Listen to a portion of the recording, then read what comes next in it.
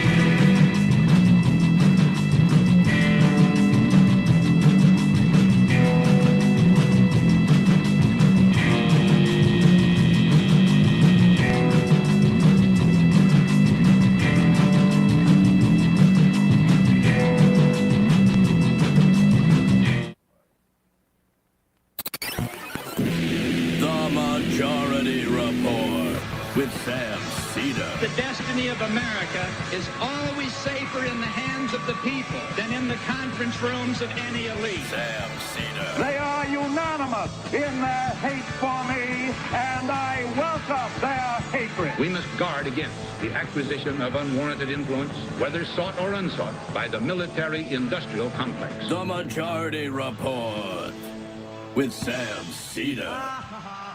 If I get the feeling you've been cheated.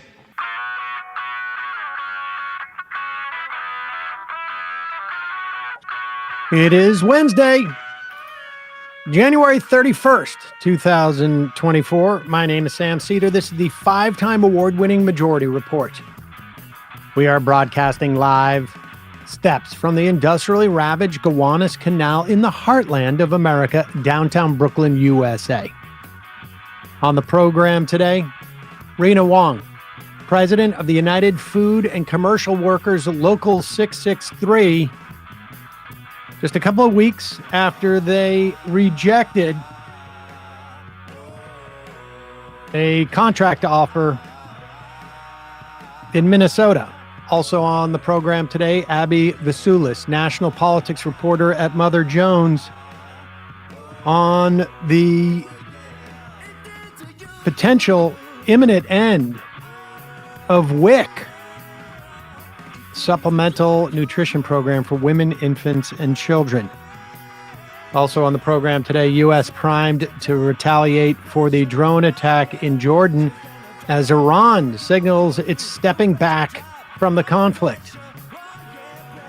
Senate Judiciary Committee holds completely vacuous child safety hearing with social media companies.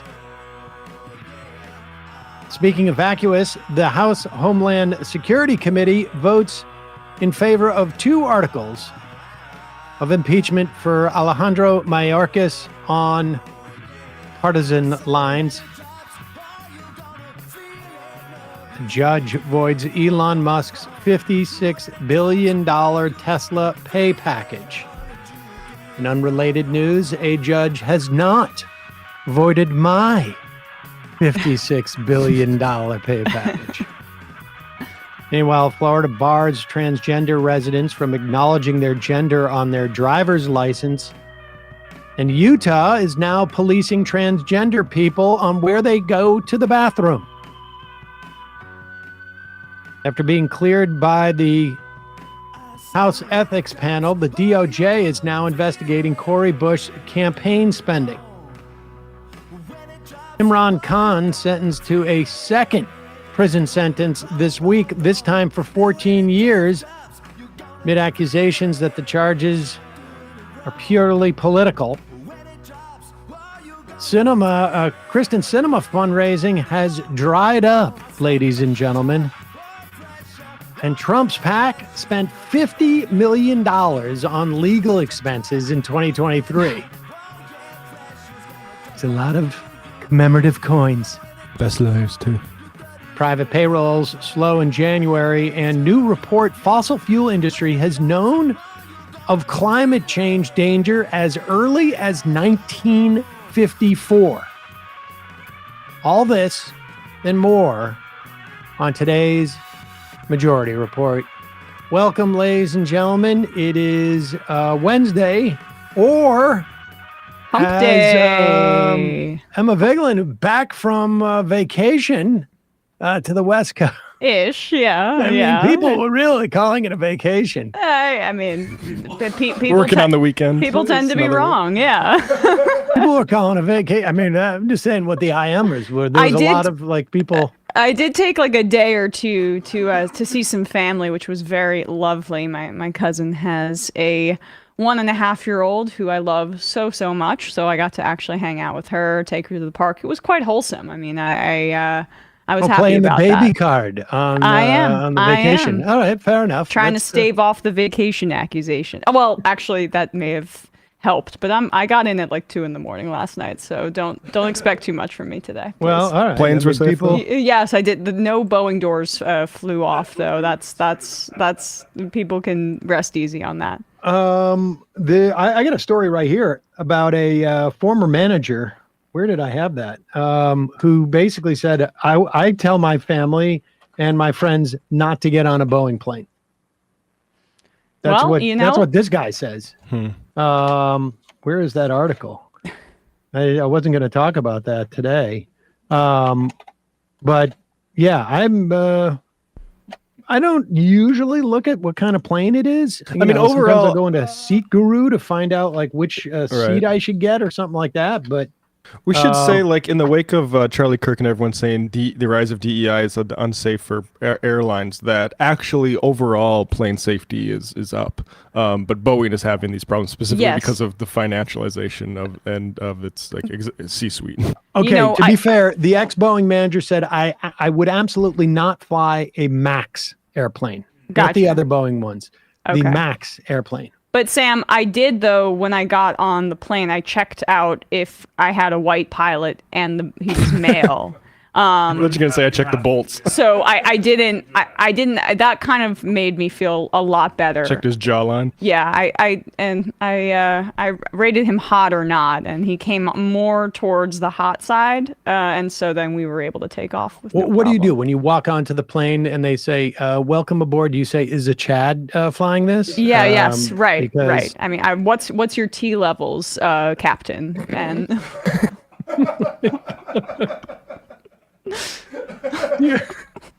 You have like some type of pocket device that will measure T levels? Would you submit to a blood test before getting on flying this plane? Gives them some alpha brain and slow, yeah.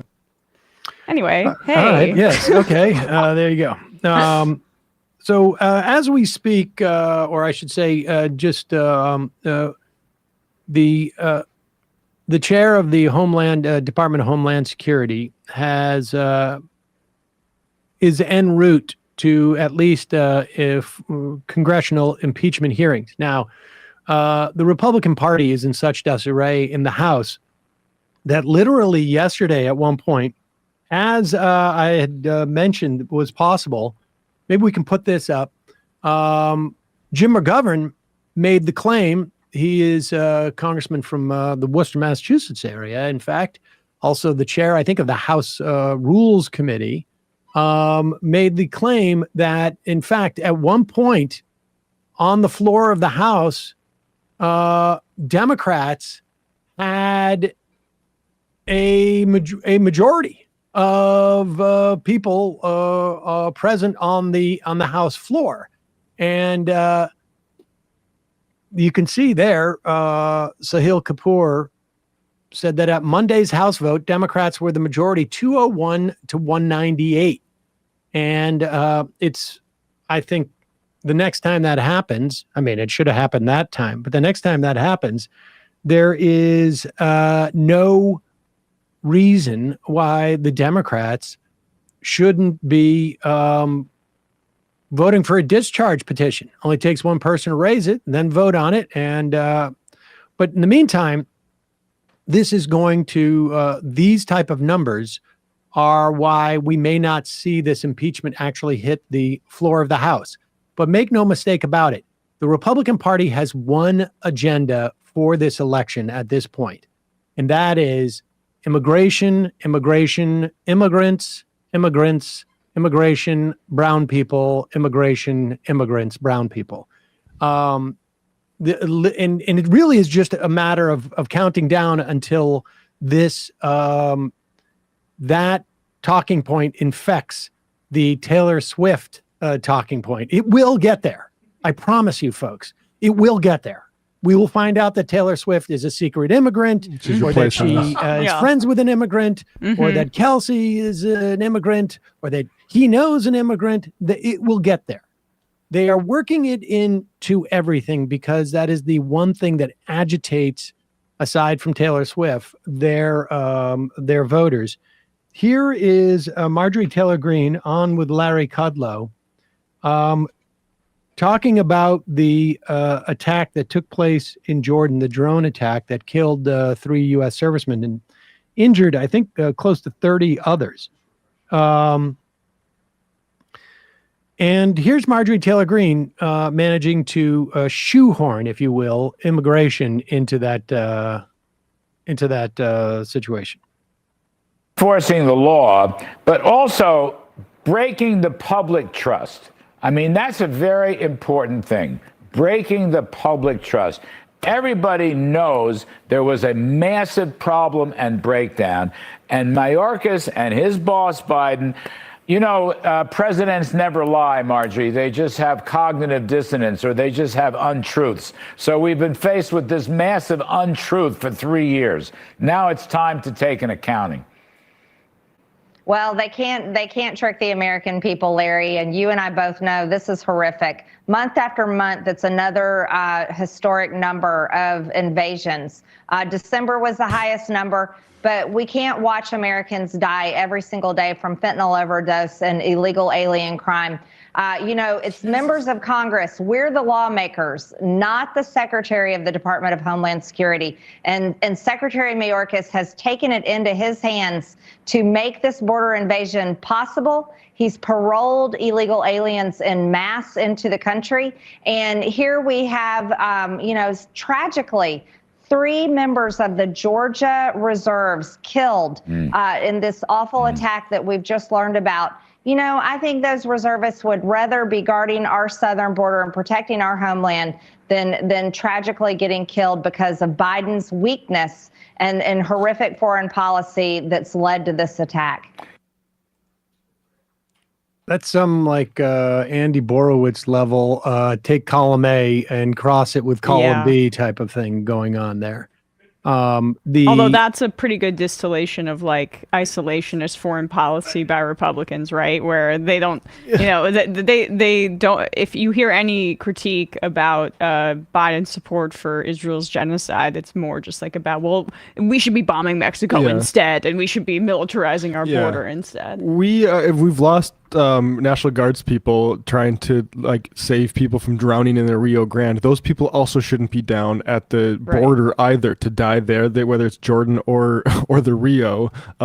Maybe the militarization isn't the key to solving these problems. We are also on day now 5, I think, past the deadline where where federal border patrol people should be allowed into that park in Texas to pull down that razor wire. And as of yet, the Biden administration hasn't done anything. And, you know, the bottom line is you've got the attempts of Senate Republicans to make this immigration deal as part of like the supplemental funding for Ukraine and Israel. And it is imploding under the weight of the desire of the Republicans not to have anything but a live issue. And this notion by Biden and the Democrats where they think they're going to get some type of benefit from the idea that the Republicans are stopping this bill and won't take yes for an answer. This is simply not how the politics work in this, really in the past 20 years. You cannot meet the Republicans halfway or 3/4 of the way, or basically capitulate to their position and then whine that the Republicans won't say yes. They're better at this than the Democrats are. The Democrats need to stake out a position that is different from the Republicans, that actually brings these contrasts to light and support of the people who support them. Right. I think if you were to ask the average person what the Democrats want to do with the border, there would be either no answer or a open borders situation. And then if you were to ask people what Republicans want to do on the border, they would be quite clear in their response. Close it, stop the flow of immigrants. Which Biden said he would do if he had the power to. Right. But you see, this is the problem, is that every time you talk about immigration as the president, if you do not have a fundamentally different view and position on this, all you're doing is you're playing into the Republicans' issue. If you say I'll tell you, this is the way that Barack Obama, people forget this, in the lead up to the Iowa primaries in 2008, Barack Obama simply had to say that there is a problem with Social Security. And he ended up winning I think it was the Iowa caucus. And it was after he didn't even give a solution necessarily.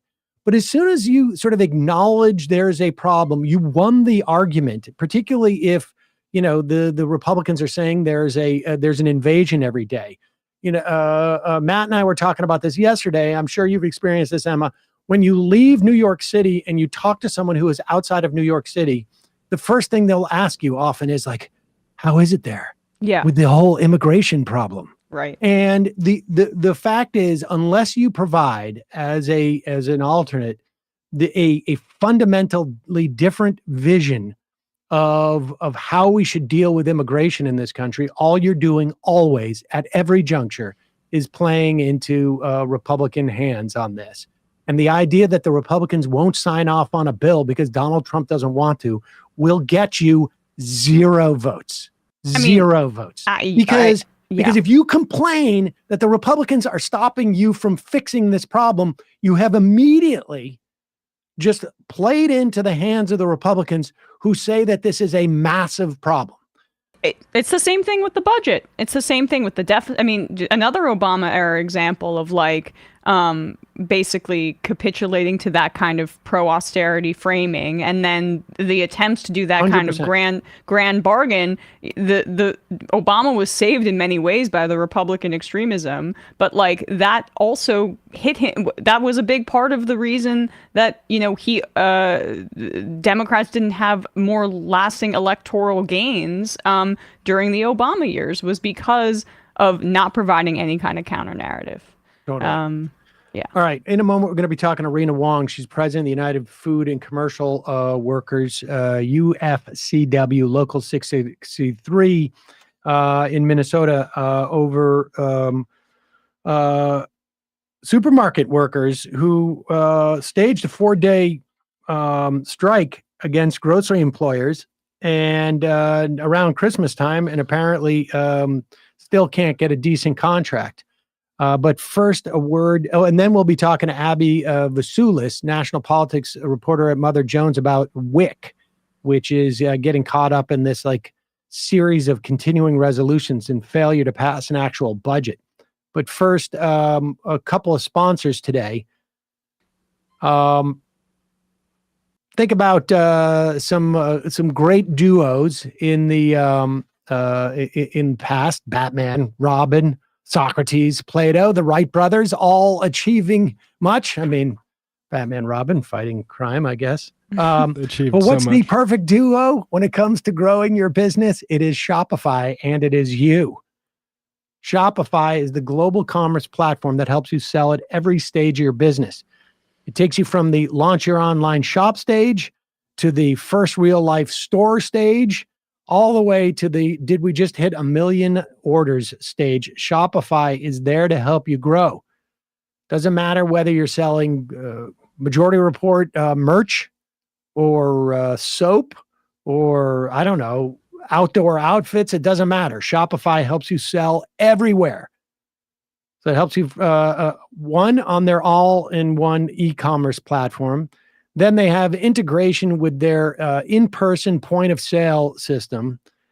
And then it also goes to all the social media platforms. So wherever and whatever you're selling, Shopify has got you covered. Shopify helps turn your browsers into buyers with the internet's best converting checkout. 36% better on average compared to other leading commerce platforms. We've all been there, folks. You get on one of these sales platforms, you can't figure it out. It starts to spin and you're just like, I'll come back to it, and you don't buy it. Well, Shopify, 36% better on average. You can sell more with less effort thanks to Shopify Magic. It is your AI-powered all-star. Shopify powers 10% of all e-commerce in the United States, and Shopify is the global force behind Allbirds, Rothy's, and shop.majorityreportradio.com. Millions of other entrepreneurs every size across 175 countries. Plus, Shopify's award-winning help is there to support your success every step of the way, because businesses that grow with Shopify. And I'll just tell you from my own personal experience, very intimidated to open up a merch store. I was like, are we going to be able to update it quickly? And if we come up with ideas and et cetera, Shopify has been a breeze. And, we don't do a ton of business, but the beauty is that if we go and sell stuff, at a live event, we can integrate it with our Shopify, give us data and whatnot. And it would be amazing if we suddenly, for some reason, our merch store took off.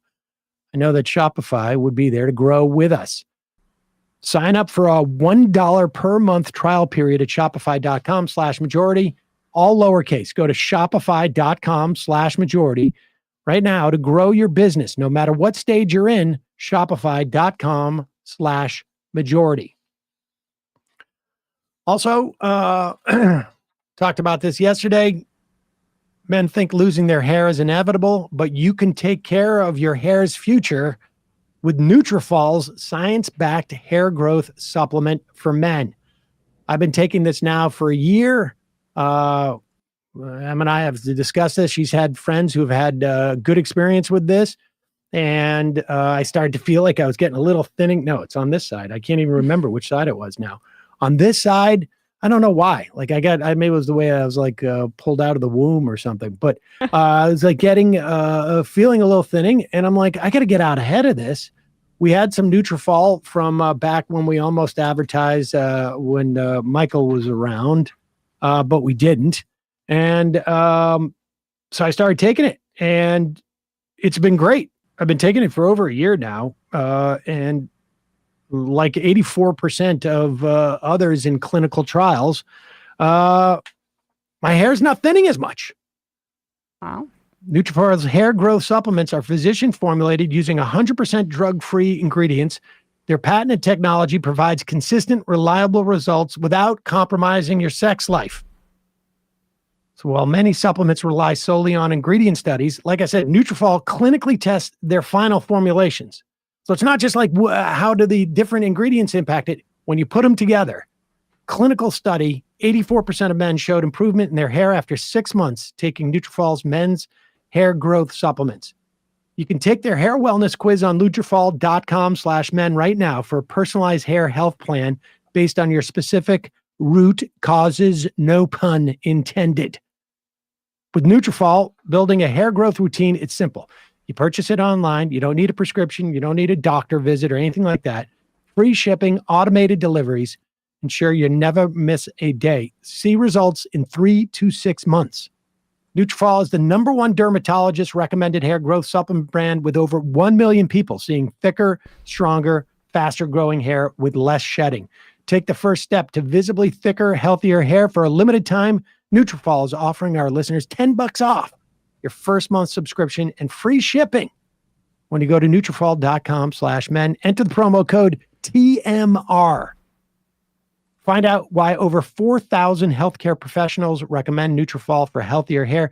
Nutrafol.com/men, spelled Nutrafol.com/men. Enter promo code TMR. That's Nutrafol.com/men. Promo code TMR. As always, we will put the links in the podcast and YouTube descriptions. Going to take a quick break. When we come back, Rena Wong, President of the United Food and Commercial Workers, UFCW Local 663.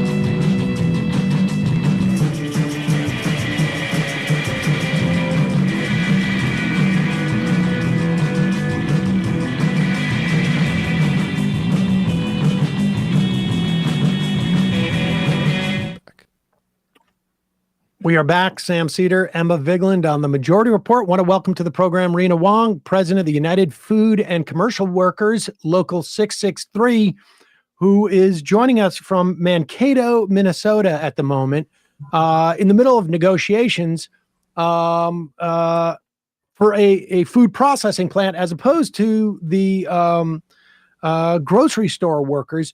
But Rena, give us a sense, Local 663 of the UFCW, who do you represent? So we represent essential workers in Minnesota. These are your grocery store workers, your meat packing workers, healthcare workers who kept us all fed and cared for throughout the pandemic. And so how many members do you have?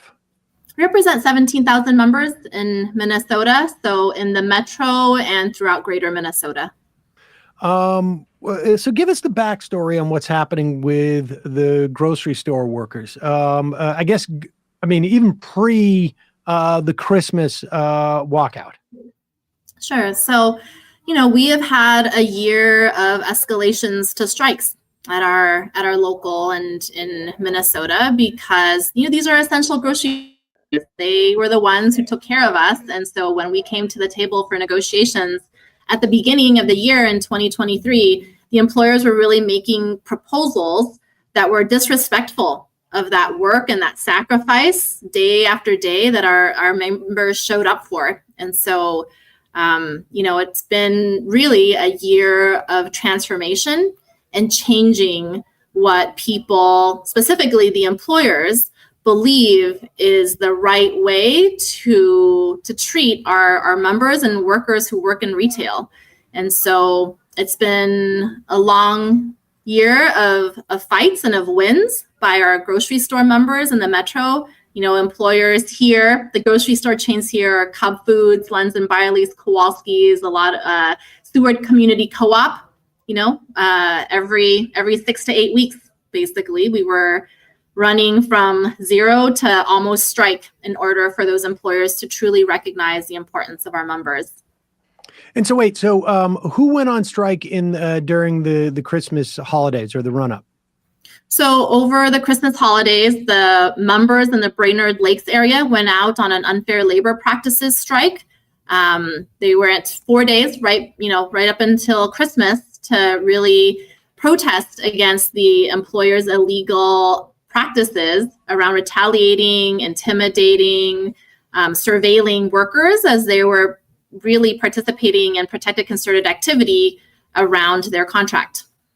And so when they start doing that, like at one point, I guess they snuck into a WhatsApp group where the workers were talking about some of the issues that they were having at work. Do you file a grievance with the National Labor Relations Board? Yes, we filed charges with the National Labor Relations Board. And then workers took a vote about whether or not they wanted to strike over those unfair labor practices. And where are we now with those workers? So that labor dispute has still not been resolved. Workers have been working without a contract since December 3rd. We are going to be meeting with the employer again here in February, but the proposals from the employer are still not acceptable, right? Cost of living, inflation. I think everybody knows what has been going on, not just in Minnesota, but across the country. And for employers to say, this is the best we've ever done. Sure. But the best we ever done after years of COVID, the best we've ever done after the inflation and the cost of living and the cost of food has gone up so significantly. Workers need to be getting closer to a livable wage. And that is what workers are fighting for. And the last proposal that came in, I guess about 2 weeks ago now, was rejected. Correct. The workers voted no again. The employer really insisted that we take their offer out to a vote. It was an offer that was very similar to the one that had been rejected previously already in December. And we're not going to settle for less than our members deserve. And my understanding is it was reported at one point that that the attorney for the supermarkets admitted that it could afford the union's proposal. Is that the case? That doesn't seem to be a very good negotiating tactic to say, yeah, we could afford this, but we're just not going to. Yeah. I mean, it sounds ridiculous, doesn't it? Yes. That the employers here are family-owned businesses, the Quisbergs and the Miners. They own these Cub Foods, Super Value, Super One stores. And their attorney just came right out and said, yeah, we can afford it. We just don't think it's appropriate. Could you imagine saying to somebody who has kept you fed throughout the pandemic, when folks were getting sick and other people could work from home and they had to go every single day to work to make sure that our country kept running, for somebody to come back to them now and say, oh, it's just not appropriate to pay you? Well, to me, it feels like it's not, of course it's about the bottom line, but it's also about disciplining, I would say, a labor force, right? Like essentially trying to say, we're going to keep you a little bit subservient, not get too much power, not to get too much money in opposition to us. Yeah, absolutely. And it is ridiculous for anybody to believe that workers do not understand their own power and their own needs and what they need to be able to afford for their families. On the strike lines, we had a young mother. She's been working since she was a kid in these grocery stores, right? And she had her baby with her on that line because she knew what she needs to be able to do to support her kid. And for them to say something like that is just a slap in the face for all of these workers who've worked so hard and continue to work so hard. What, when the lawyer says we just don't think it's appropriate, what did you say? Well, what does that mean? Is it really just that we just don't think? I mean, it's almost as if they're saying, because there also seems to be multiple tiers if you're doing the cleanup aisle. I was reading, you're doing the cleanup work that you don't get paid as much. It almost sounds like there is that this is about maintaining some type of caste system as opposed to this being an economic question. I mean, I don't even understand what that guy means when he says, we just don't think it's appropriate. I mean, one of the issues that we've been fighting and struggling with the employers on is there are different classifications of workers. And all year long, we've been trying to collapse those classifications. There used to be several classifications of full-timers, several classifications of part-timers. And as you say, it creates this division and caste and almost like second-class folks, right? That doesn't benefit anybody because everybody works in the store. They work as a team. They make sure that people can get their groceries, and to say that the folks who are considered the courtesy or custodial, the folks who are bagging groceries outside, moving the carts back inside from the parking lot, those are the actual people who work in those jobs are some of the most vulnerable adults. And to say that those folks only deserve 50 cents is, I don't know how folks sleep at night thinking that in 2024, you could afford to live on 50 cents more. And as I said, these are some of the most vulnerable adults. These are folks who have disabilities and who are working and should be the ones that we protect as a society, and that the employers should recognize for their work. Give us a little bit of background as to what's happened with the union, because from what I've read, your union has sort of undergone a little bit of like internal change of disposition in the way that we've seen other unions. The UAW, Sean Fain was part of a reform movement, and certainly sort of like more aggressive. We've seen this across a lot of unions across the country over the past couple of years in particular, but even starting like, in the middle of the decade with the teachers' unions, where there has been just a willingness or a greater recognition of worker power and a more sort of a greater willingness to exercise it. Yeah, so it has been a year of transformation at UFCW 663, and one that has been the most fun organizing that I have done in my over 20 years as an organizer, as a union organizer.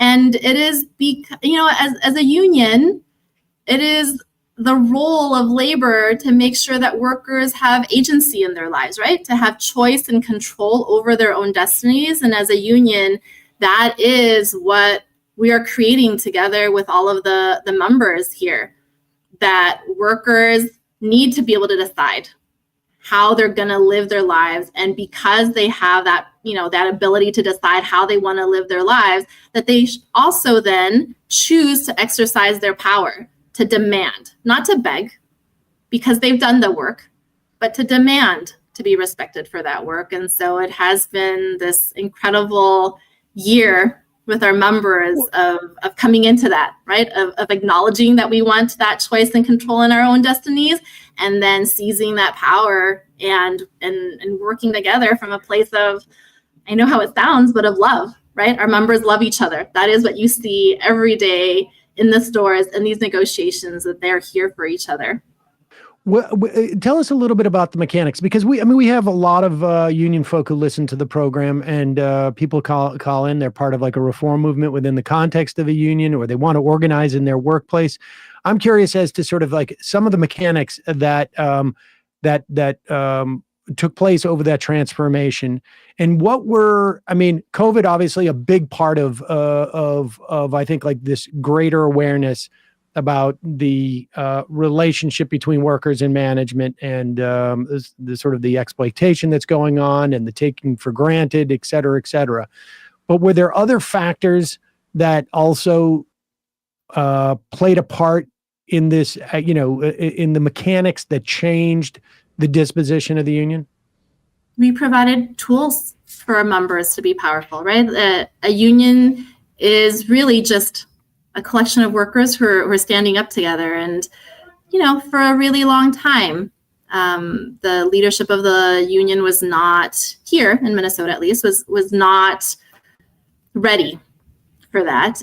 But now we are, right? I've only been president here for a year, so it's been a very short amount of time. But in that year, what we've come to recognize is that our members are ready and hungry and want to be at the center of our union, making the decisions of our union, being the face of our union. And those are all things that are beautiful and are a part of what the labor movement is, always has been, should be. And so we provide the tools for our members to be able to exercise that power, right? Through trainings, making sure that folks do everything and know how to do everything, from charting their own workplaces so that they know who they've talked to, who they haven't talked to, who's ready to strike, who's not ready to strike, to, trainings around how do you have a one-on-one conversation with your coworkers so that folks really understand what's at stake. And then doing the hard work of also helping folks through the hard times, right? Because taking a strike vote and then saying that I'm going to go out on an unfair labor practice strike is not easy. And there's fear and there's misinformation. And so making sure that our members know what the truth is, how to talk to their coworkers about it, and how they're supporting each other and creating those formal and informal networks of support. We had members who were, work part-time, very part-time, wouldn't be able to afford their bills if they had went out on unfair labor practice strike, even for 3 days. And so other coworkers in the store who had more offered that support, that financial support to their coworkers. And so between these networks and relationships, about what we all deserve together, folks figured it out. And so as a union, those are things in the day-to-day, I think like things that you can't necessarily quantify, but you feel. So it sounds like there was a concerted effort to sort of turn your members into organizers. And provide them the training and the tools, as you say, to do so. Did you find that it was just a matter of empowering people in that way and giving them a mission, or were younger people who are members of your union or more recent members of your union more inclined to sort of like engage in that? Were older members less inclined, or were they just sort of hungry and all of a sudden you put a fork and a knife in front of them and they just went at it? It's our members, because it's grocery stores. You have folks who are teenagers and you have folks who have worked in these grocery stores for like 40 plus years. And so the diversity in age is incredible. And they were all equally out there and ready to do these actions. And it really is, in the union, we say a lot of times the jargon you hear people use is "you are the union." And it is jargon unless you provide tools for people to understand, as you say, and help them become organizers, so that they don't just have a hope and a dream for what they want to do, but they actually have the tools to actually execute on that, right? Because it's not normal to just walk up on somebody that you don't know very well and start talking to them about their hopes and dreams for what this job can provide. It's not like we're Minnesotans. We're like Minnesota nice, and we don't do that, right? And so providing some tools for our members around how do you start those conversations, how do you build these relationships, and helping them become organizers was really the core of what it took, that discipline, that organizational discipline of being willing to do that, and then letting our members lead. That is the other part, that just letting workers lead. What can folks who may live in the area do to help out these workers in their fight to get better wages? So if you live in Brainerd Lakes area, you don't, regardless, contact the Quisbergs and the miners. Those workers are still out right now without a contract. They're working without a contract, and let them know that these are essential workers that we all depend on. And the employer, since they can afford it, should afford a livable wage. And from here, where we're in negotiations for a food processing plant, is Tony Downs Foods in Madelia, where earlier last year there were reports of child labor. Similarly, the employers can afford to do right by the workers, and so they should respect these workers, and they should pay the livable wages that folks need to support their families. It's not asking a lot. And so anybody and everybody, please do reach out and call these employers, email these employers, and share that we need livable wages for families. Rena Wong, President of the United Food and Commercial Workers, Local 663. Thanks so much for your time today. Really appreciate it. Thank you for having me. Thank you. All right, folks, we're going to take a quick break. When we come back, we'll be talking to Abby Vesoulis, national politics reporter at Mother Jones, about WIC, which is really under the gun at the moment. I also got to say, like, I live in the Northeast. If somebody came up to me and asked me what my hope and dreams are, I would start to jog away from them. Yeah.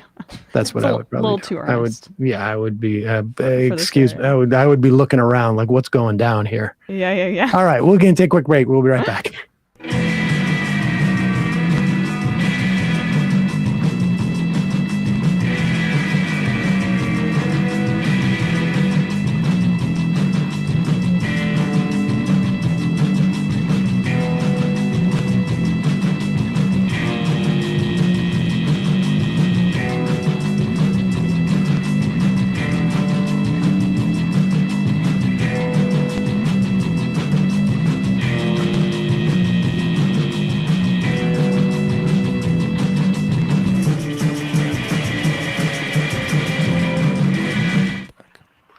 We are back. Sam Seder, Emma Vigland on the Majority Report. Joining us now, Abby Vesoulis. She is the national politics reporter at Mother Jones, or I should say a national politics reporter at Mother Jones. I think there's a couple.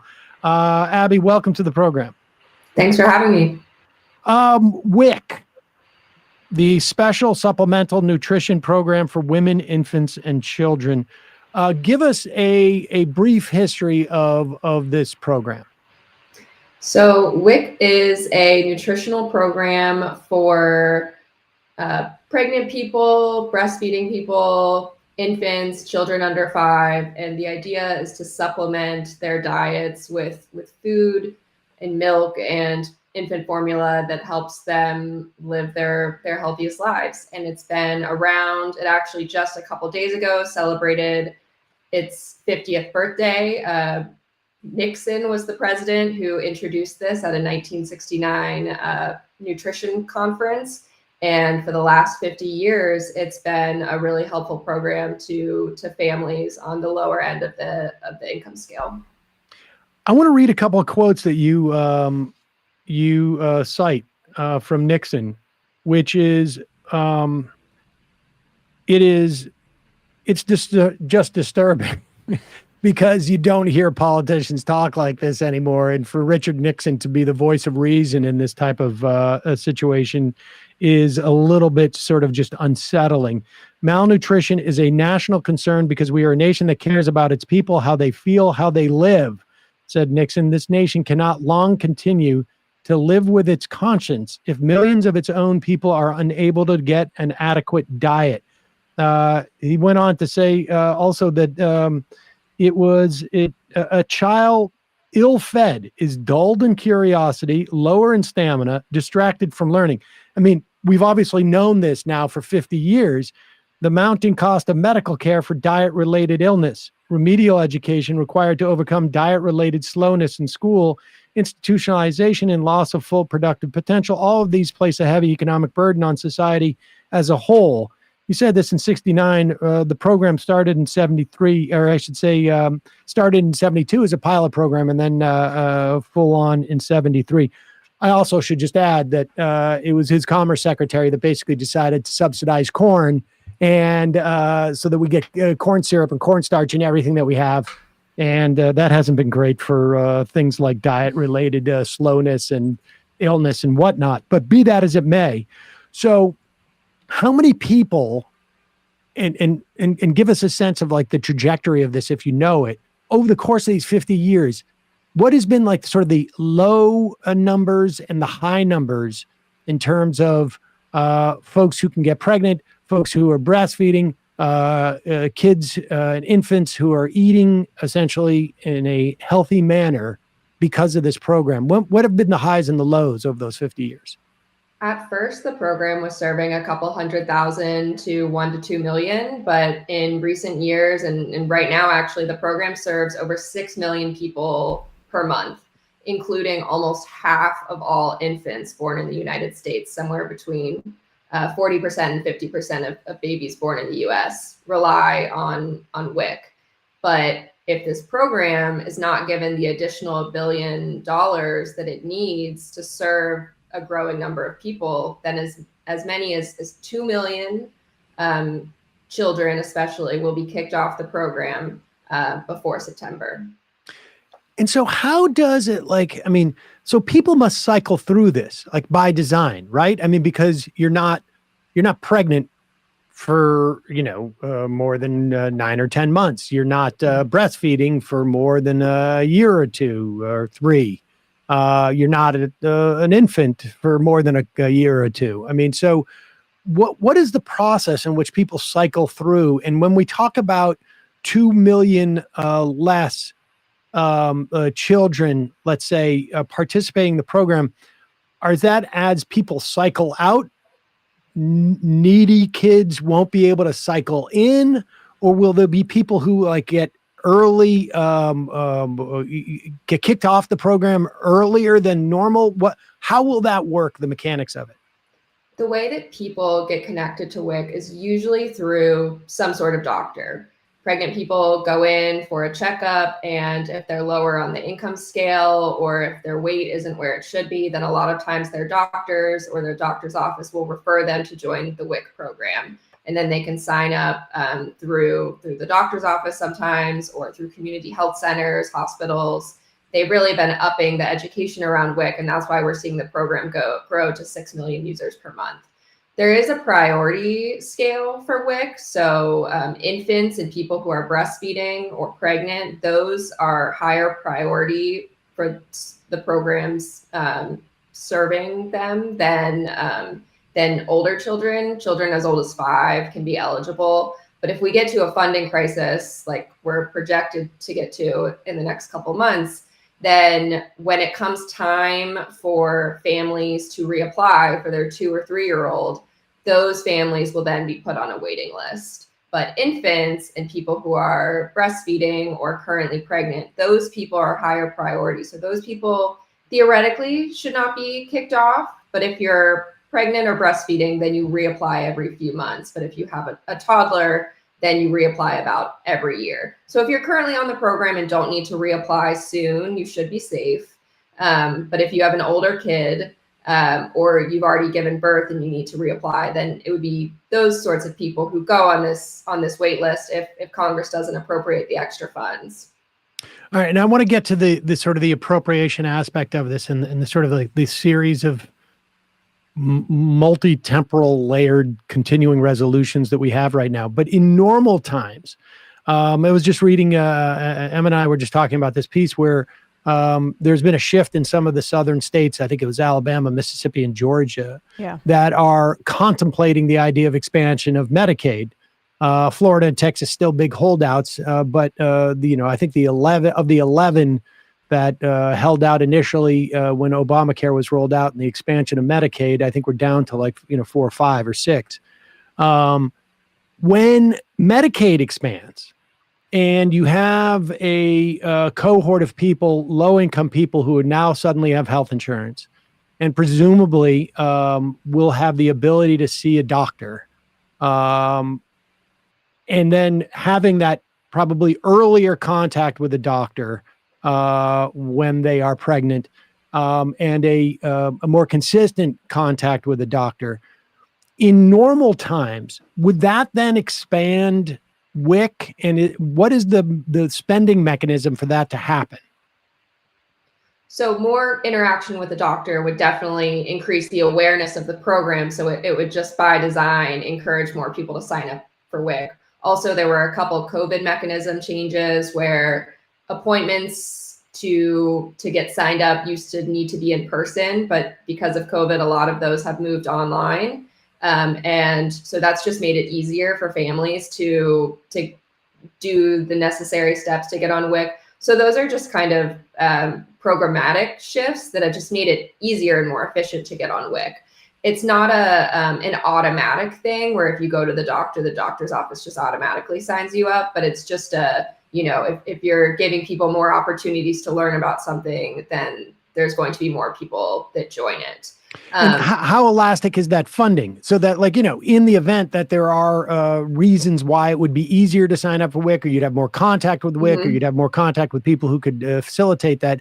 How does the funding expand with that? Or is it that people on the lowest priority settings, they get bumped, whereas they may have been deserving, a year ago when there was only, 5 million people who had access to WIC. Mhm. I'm just throwing around numbers. And now that there's, 5,500,000, they're no longer as deserving. I mean, is that the way it works, or does the Basically. funding expand with?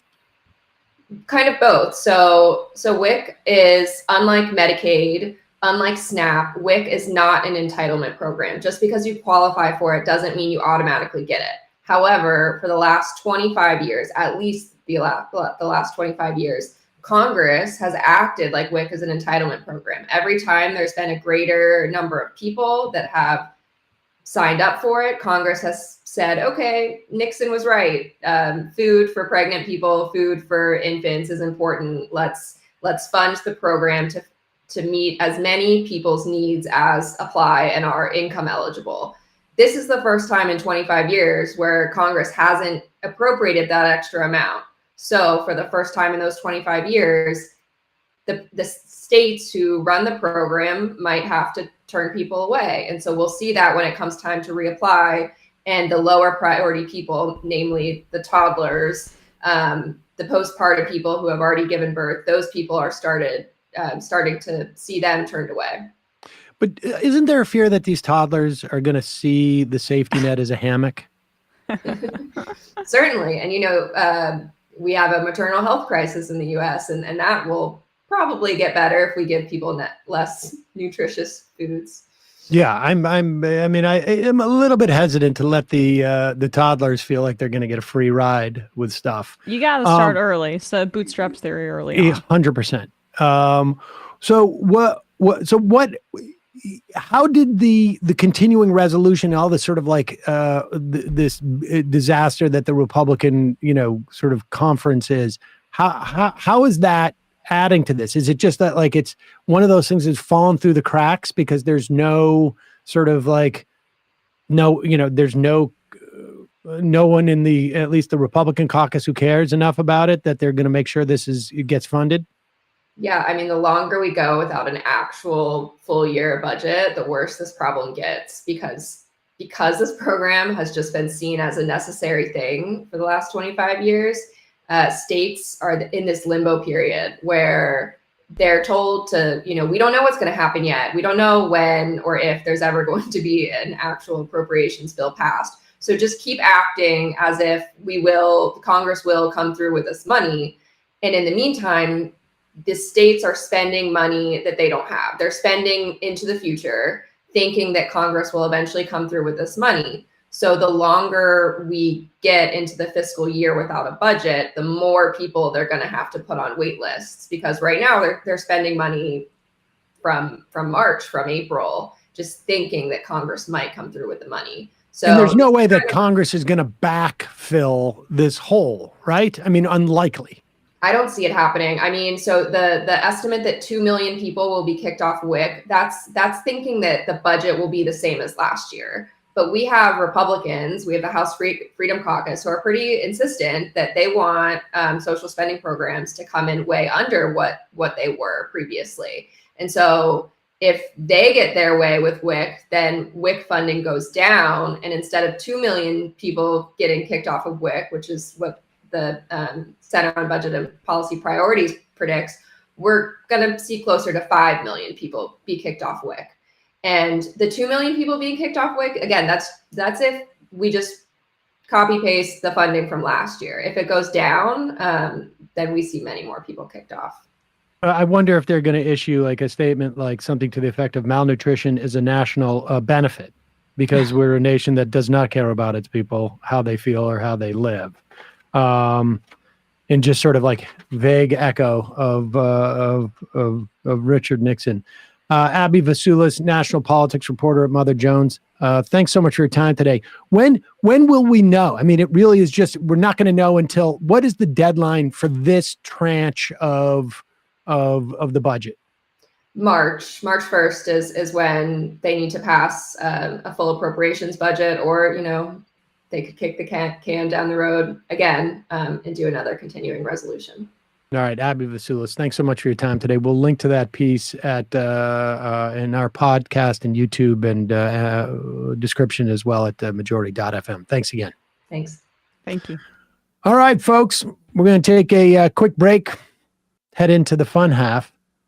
It really is disturbing when Richard Nixon sounds like a good guy relative to where we are today. Yeah. I mean, not your father's Republican Party, I guess. Well, there's a book by Gary Wills. I don't know if you heard about this book, Sam, Nixon Agonistes, and it argues that Nixon's basically the last liberal. And there's actually a clip we played the cold open with to start the show, Left Reckoning last night. And it's Nixon saying, I'm actually not against teaching Marxism and socialism in universities. I think we should. I thought Dave Rubin was the last liberal. No, that happened actually 50 years ago. My only, I guess, rebuttable to that would be like, I feel like George Herbert Walker Bush was probably a closet liberal. Like he was a liberal, but he had to pretend after 8 years of Reagan, he had to pretend he was. Right. All right, folks. Just a reminder, it's your support that makes this show possible. It really is our members who, when we get demonetized, and incidentally, guys, I don't know if Dorsey sent you that new clip, but when we get demonetized because of some dumb thing or whatever it is, because we're, playing video or saying stuff that is not advertiser friendly, you do not see any of us go on Twitter and cry about it for 4 days. Make it a branding experiment. Talk about censorship and whatnot. Who are we referring to? I mean, everybody. Well, really everybody. The point is our members make it possible for us not to have to whine and pretend like somehow the CIA is out to get us. And so if you have the ability to support the program, you like the content we provide on any given day, jointhemajorityreport.com is the way that you can make sure that we survive and thrive. Also, if you drink coffee, you got to be drinking just coffee.coop coffee. Fair trade coffee and hot cocoa. You can also get the Majority Report blend. It is great. I've gotten a couple of emails recently. I don't know what it is that happened. Maybe there was a push over the holiday. I don't know what it is of people telling me like they cannot believe they have been listening to the show for 10 years, never bothered to try Just Coffee. In addition to it being, if you go out, buy whole bean coffee from anywhere, you're going to find that this is eminently reasonable. But it also is fair trade and it's a co-op. And they've got great coffee blends in addition to the Majority Report one. Use the coupon code Majority, get 10% off. Check it out. They got all different sizes. You can get it ground or unground. Get like 5-pound bags or smaller bags, all of it. JustCoffee.coop. Emma. ESPN what's on the Taylor Swift report? Oh gosh, we'll talk about that tomorrow on ESPN, where I will also we'll do the recap since I was out on Monday of the 2 conference championship games. I'll probably go off on people who are hating on Mahomes because it's just what's wrong with you? What do you mean, the CIA plant? Yeah, well, playing his role as a puppet in the CIA, in the deep states. Orchestrated.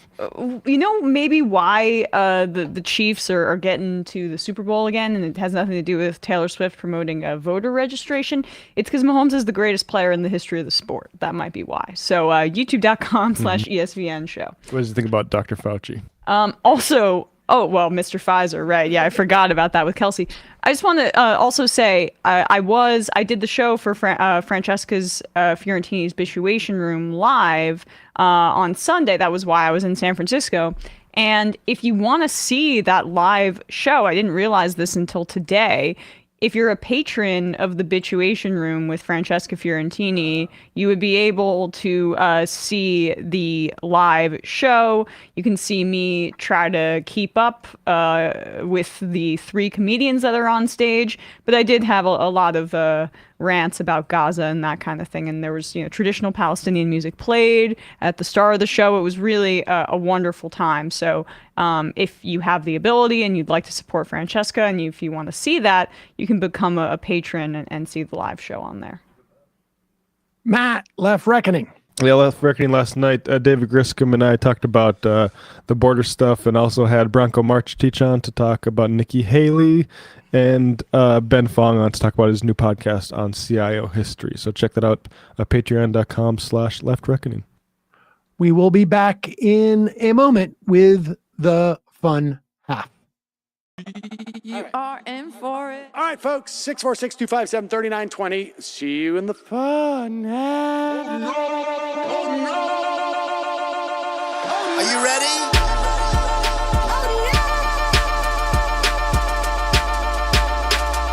Who sent us this? Alpha males are back. Boy is back. And the alpha males are back. Just as delicious as you could imagine. The alpha males are back. Boy is back. And the alpha males are back. Just want to degrade the white man. Alpha males are back. I take all of it in my throat. Alpha males are back. Snowflake says what? The alpha males are back. You are a madman. And the alpha males are back. Oh no, Sam Seder! What a fucking nightmare!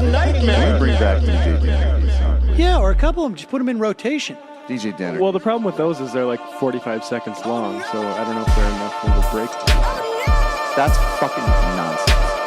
You see white people doing drugs, they look worse than normal white people, and all white people look disgusting. And the alpha males, psych, fuck them. Snowflake says what?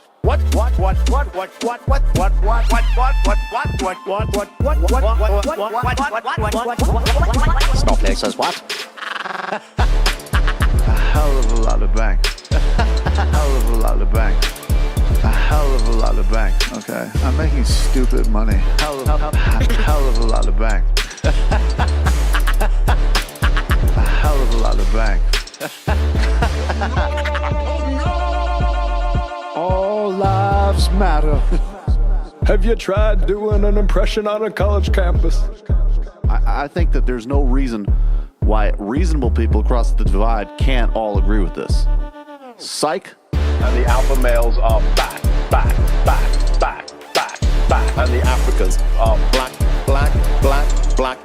African. And the alpha males are black. And the Africans are back. When you see Donald Trump out there, doesn't a little part of you think that America deserves to be taken over by jihadists? Keeping it 100. Can't knock the hustle. Come on, fuck them. Things I do for the bigger game plan. By the way, it's my birthday. Happy birthday to me, Jew boy. I have a thought experiment for you. And the alpha males are back. Africans are black. Alpha males are black. Africans are back. Come on. Someone needs to pay the price for blasphemy around here. I am a total pussy.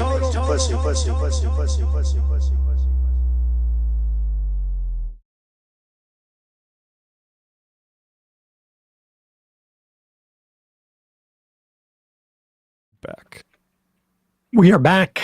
Sam Seder and Emma Vigeland on the Majority Report. She'll be back in just a moment. She went. She took another vacation. Here she comes. Wiss Disco, another banger interview on the year already. That sixth award is in the bag. Free Palestine. I suggest to you not to limit your Iran content to Trita Parsi. For example, Arash Azizi just wrote a book, What Iranians Want, and he would be a much better source. No. Notras Dama. I'm not a fan of Arash Azizi. Nostra Dumbass. We should share places that we go online and debate maggots. I will start. That's a strange hill to die on. It's a Facebook room.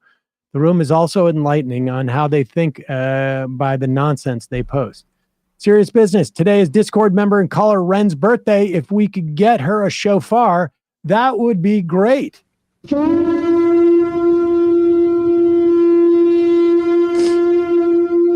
Done. Happy birthday, Ren.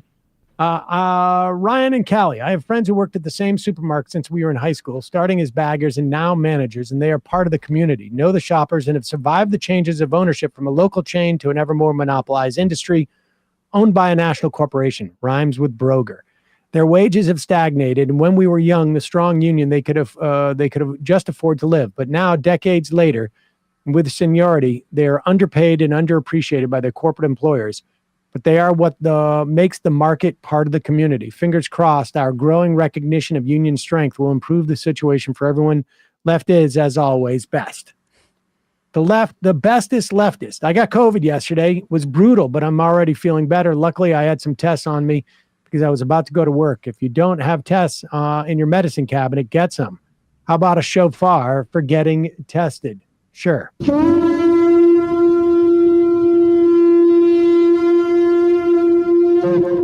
PAX. Why should the taxpayers have to pay for food for these kids under 5? They should be pulling themselves up by their Velcro sneaker straps. By their blinking shoes. Small D Democrat.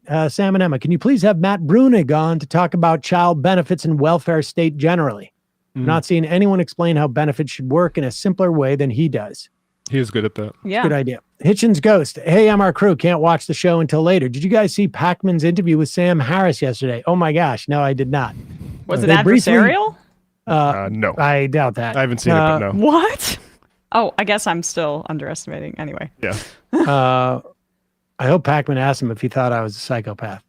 They briefly touched on the problems with Trump and the right wing, but it was bookend with criticism of the left and wokeness, etc. They show zero concern for the Palestinian victims, and they repeat the vacuous claims that people at colleges are protesting in support of Hamas, which they both know is a lie.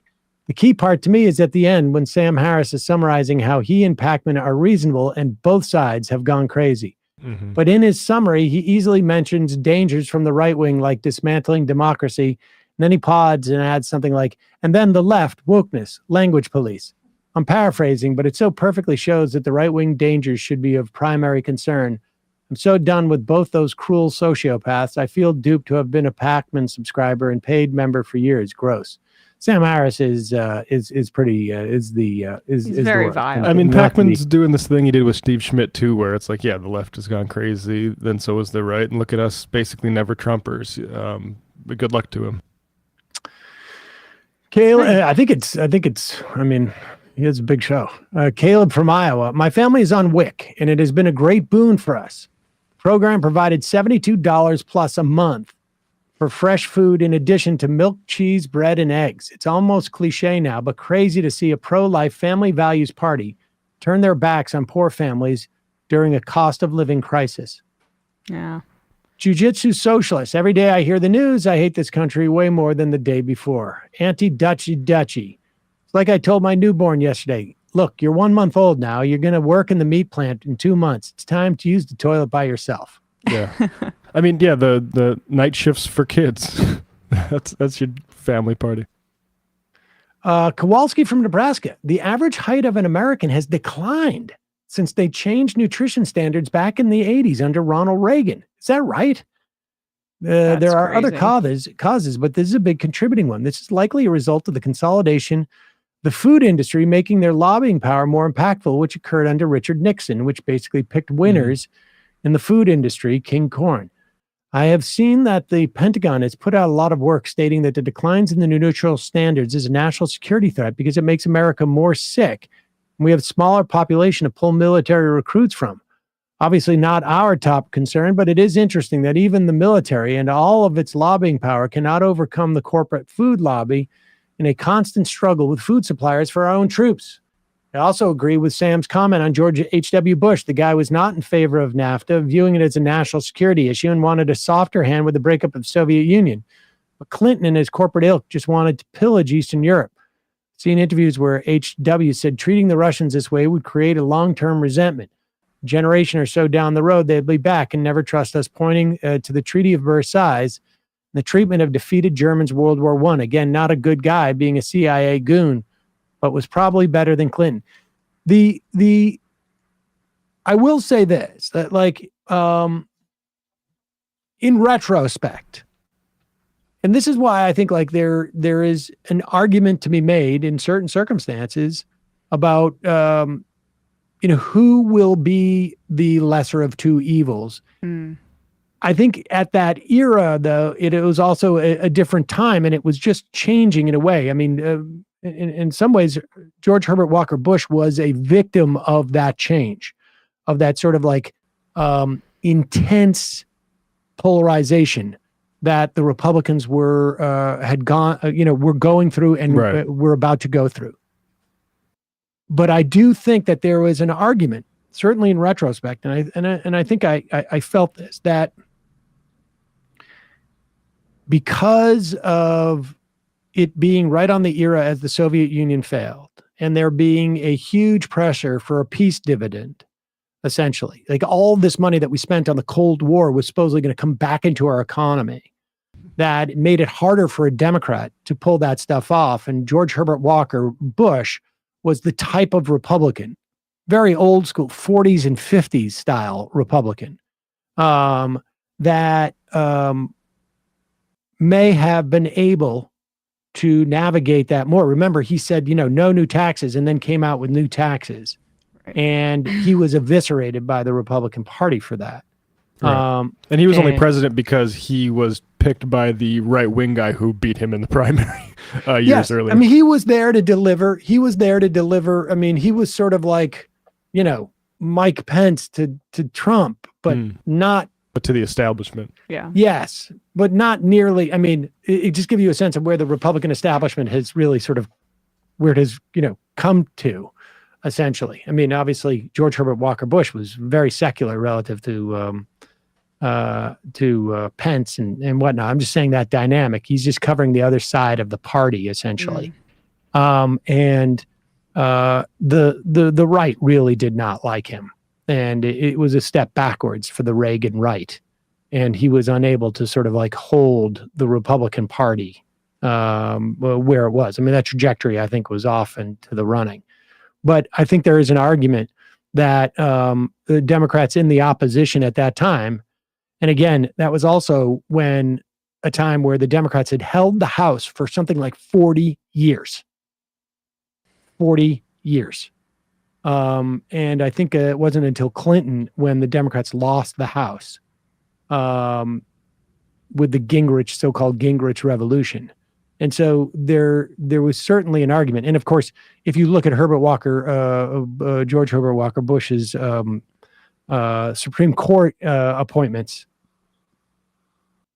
they became the standard for what the Republican Party ensured they did not want. Right. He was the one who put Souter on. Yep. I mean, he was the guy who was like putting Republicans on who within 5 years were like, right. generic I forgot Democratic appointments. Yeah. Yeah, that's funny.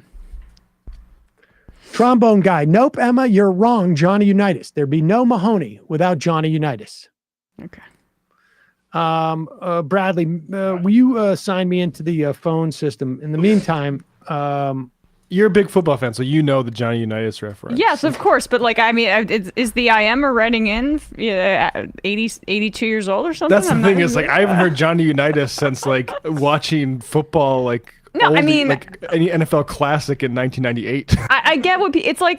People that will let's say Babe Ruth, greatest baseball player of all time, right? But I don't necessarily subscribe to those things because I think you have to take the evolution of the game into account. And like Unitas was mobile for the 50s or whenever he was playing, but he gets blown up in the NFL right now with the kind of athletes we have playing quarterback. Oh my God, yes, he would get destroyed. But it's also, you also have to measure them of that era. To equal, I think you can equalize them as having, I mean, this is a very sports pod conversation, but equalize them for having the advantage of technique that would come later and say like, okay, maybe Larry Bird would be better at this, that. Also, I also give more credit for like why I think Belichick's the greatest coach of all time is he won 6 in the salary cap era. Like the eras when the Steelers and the Cowboys and the Niners were dominant, they were able to spend more than everybody else. Equal playing field now, and that's what makes Brady and Belichick so great. But I think Mahomes has the intensity and the smarts of Brady, but the physical tools that puts him over the edge. That's why I think he's the greatest ever. But We could Build debate Back that on Binder, ESPN. Emma, I think they're joking about Unitas. What? Okay. Seattle lady, please, pretty please play the Nikki Haley anthem for Emma. I hope we pulled that. What? I hope we pulled that Nick, audio. What Nikki Haley anthem? Oh yeah, It should be a drop, Matt. Okay. Let's get on that. Is that but in full the vi- meantime, yeah. let's look at this. The yesterday it was reported that the Israeli forces in Jenin, in the West Bank, snuck into a hospital disguised as I guess as women. Women and hospital workers. I think we have a little bit of that footage if you'd want to see it, Sam. It's not graphic, but you can see how they're dressed. All right, yeah, let's see this. They're going into a hospital, and reportedly there were, according to them, 3 Hamas injured soldiers in there, and they have not provided evidence for this, by the way. They have not provided evidence as to who these people were, but you can see there. Right. And the people were clearly injured, that they came in and assassinated. There's really no other way to articulate it. Supposedly, one of them had a handgun on them. But again, one of them was paralyzed. Yes. I mean, these people were injured people. Could have been Hamas fighters, maybe not Hamas fighters. Well, if they were Hamas fighters, they couldn't be in any Gaza hospitals because Israel has destroyed all those. And they were taken in and assassinated. And I mean, I had a problem with the assassination that we did on bin Laden, frankly. I mean, the idea is that you arrest them, you bring them into to justice. Here is AP's Matt Lee asking State Department spokesperson Matthew Miller about this raid and whether the United States condones these type of hit squads. I don't know what else to describe it as. Yeah. Okay. And then my second thing, which is related but not UNRWA, which has to do with this operation that the Israelis launched in Jenin, a hospital today. What do you have any comment on that? Is this something that you think is problematic, or is it something that you look at with envy? Like this is some kind of great Mission Impossible mission that we wish that we could also do? So I'd say that we strongly urge caution whenever operations have the potential to impact civilians and civilian installations. That, of course, includes hospitals. We do recognize the very real security challenges Israel faces and its legitimate right to defend its people and its territory from terrorism. Israel, of course, has the right to carry out operations to bring terrorists to justice, but those operations need to be conducted in full compliance with international humanitarian law. Well, those operations include going into hospitals and murdering people in their beds, regardless of whether they're they are suspected or even known terrorists. So, is that okay with you guys? So there was a lot in the premise of that question. Obviously, we did know that they went into. Well, you don't think that they went in and killed complete people who were completely innocent? So let me say that if you did think that, then you would be condemning it, right? We certainly would, but I would say that Israel has said that these were Hamas operatives. They have said that one of them was carrying a gun at the time of the operation. So I'm not able to speak to the facts of the operation. You'd have to pass some kind of legal judgment, know all of the facts of the operation. But as a general matter, they do have the right to carry out operations to bring terrorists to justice, but they need to be conducted including in a hospital. So we want them to conduct their operations in compliance with international humanitarian law. We would generally say that we don't want them to carry out operations in hospitals, but under international humanitarian law, hospitals do lose some of their protections if they are being used to for the planning of terrorist operations. Can you pause it? Get specific. Wait. Where have I read that? Where have I read that stipulation?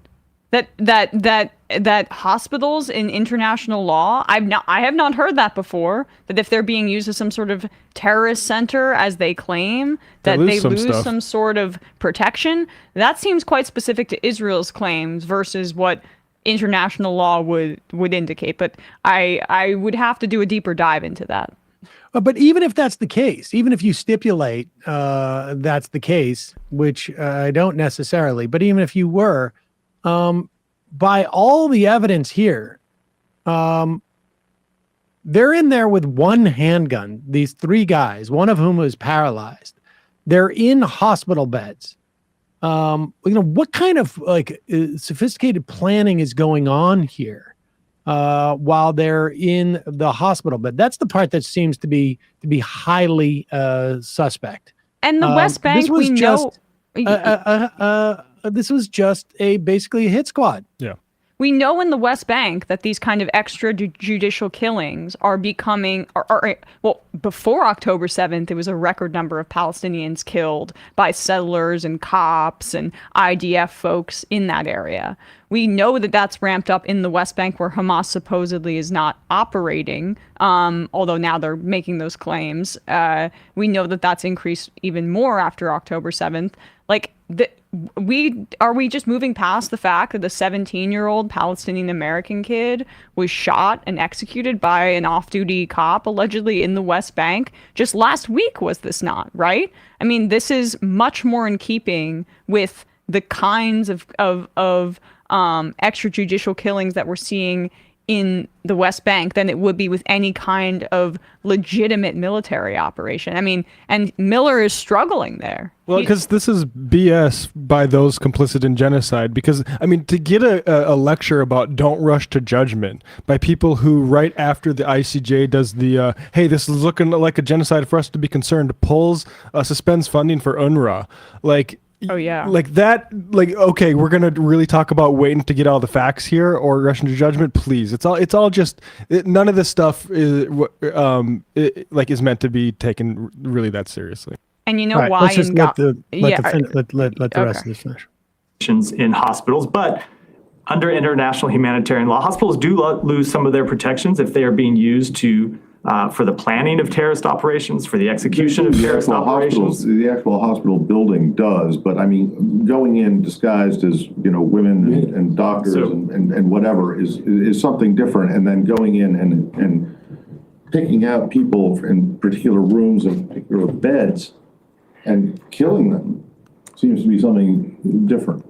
So again, not able to offer an assessment without knowing all these facts. I said some of the facts that have been presented by Israel are that one of them was carrying a gun and that they were planning to carry out or to launch terrorist operations. So you would have to look at all of those facts to make a specific assessment about this operation. But in general, we do want to see hospitals protected. It is important that no civilians were harmed in this operation. And as I said, we do believe it's how do you know that? There have been no reports of civilians who have been harmed in this operation. Can I follow up on this? Go ahead, Si.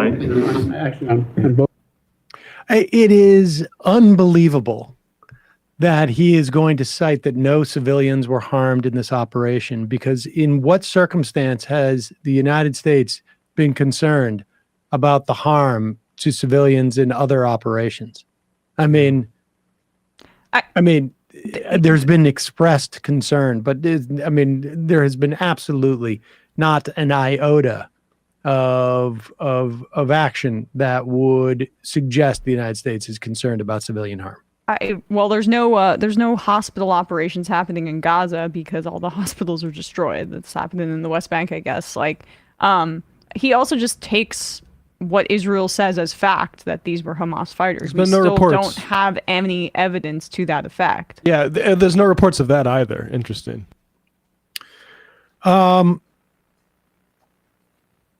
Let's go to this clip. CNN about a week ago, I guess, did a report that showed that Israel had basically desecrated about 16 different cemeteries in Gaza to varying degrees. Here is CNN's Jeremy Diamond doing further reporting in response to the IDF that they destroyed a cemetery, I guess, of those 16 due to Hamas's presence there in terms of, I guess, like what was ostensibly a tunnel that ran under the cemetery. And the reason why you got to be very suspicious about this is that one of the features of a tunnel is that it has two ends to it. And the idea of a tunnel that just went around and around in a cemetery seems pretty ludicrous. The idea would be that the tunnel actually traverses underneath the cemetery and go on either way. And so if it was really about the tunnel, it seems to me that you could have protected the cemetery. But here is Jeremy Diamond saying that even that is a suspect assertion. Ordinary quarry. It's where the living once buried their dead. Gaza's Bani Sahela Cemetery, hollowed out by Israeli excavators. These were all graves. This was a cemetery, but the military says that they were forced to come in here because they discovered a Hamas tunnel running right underneath that cemetery. But the Israeli military failed to prove that stunning claim during a 3-hour tour of the area. They invited us here a week after we first uncovered this graveyard's partial destruction using satellite imagery, part of a CNN investigation that found 16 cemeteries in Gaza damaged or destroyed by the Israeli military. This whole area here is a military compound. From the mosque over there, underneath the graveyard, all the way down north and south. My forces, at the beginning, we tried to flank this area, were fired from this area again and again and again. We couldn't understand why. So that's how you determine that there was a tunnel here, because you were being fired upon? Yes, sir. Our journey to investigate the Israeli military's claims begins in the rubble of what they say was a residential building. Even just standing at the mouth of this tunnel, you can feel the humidity just like emanating here. And this is the way that we go in to what they say is an extensive tunnel system in Bani Sahela. We descend into a dark, seemingly endless labyrinth. There's just tight spaces like this in certain parts of this tunnel. But then you get here and you have full headspace pretty much. All throughout it, you can see that there's electricity, there's telecommunications. The Israeli military says that this tunnel system actually leads to a Hamas command center, which they say was used by Hamas fighters to coordinate their attacks. The Israeli military says this is that command center. Multiple rooms equipped with plumbing and electricity. Maps like this once lining the walls. You can see a kitchen here equipped with a sink, running water, with the pipes running through the tunnel wall. You have a fan, plates. I mean, you could imagine this being in a house, but instead it's deep, deep underground. Where are we right now? I mean, what's above us? So we're in the headquarters of a Hamas commander. Above us is a cemetery that I showed you from the outside. If you look at the satellite imagery of this cemetery, there is a wide area that the military has cleared. Why is that necessary in order to uncover these tunnels? We had to reach the tunnels. We had to reach the tunnels. We had to uncover the tunnels. We had to prevent from the enemy to flank us. But there's no way for us to verify whether we are actually beneath the graveyard. General Goldfuss takes us back out of the tunnel, but not into the cemetery. Instead, we leave the same way we came in, before walking back to the enormous hole where the cemetery once stood. Whoops. Please, hold on a second. Yeah. Whoopsie. We're asking the general if we can actually see the shaft to the tunnel. But the answer is no. So? There's all kinds of machinery which I don't want you to take pictures of. The security of my force. But what about if we don't film it? We just look with our eyes. And then you might fall in, the whole thing can collapse. Or you have to walk to the edge is not secured, it can collapse, there's machinery, so on. It's not something I'm going to take a risk on. Sorry. The Israeli military later provided this drone footage, showing the tunnel shaft we entered and another one nearby. CNN geolocated the footage using this satellite image. This outline shows where the cemetery once stood, and these are the 2 tunnel entrances clearly outside the graveyard. Whoops. As for the tunnel they say they found here, where the cemetery once stood, the military never provided any evidence.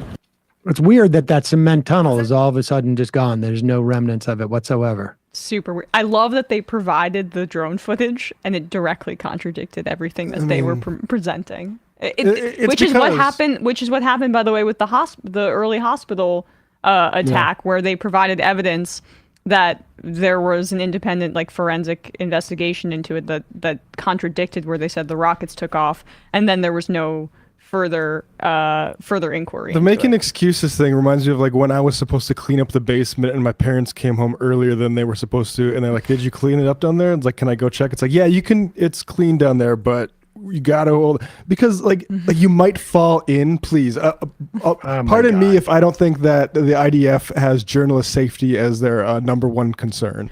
If you have big evidence of this thing that you're using to just wholesale remove bodies and just remove cemeteries entirely, you might want to show that to CNN. If you, and on the other hand, the target was the cemetery and you oversaw a genocidal practice, yeah, I probably wouldn't want the cameras in there either.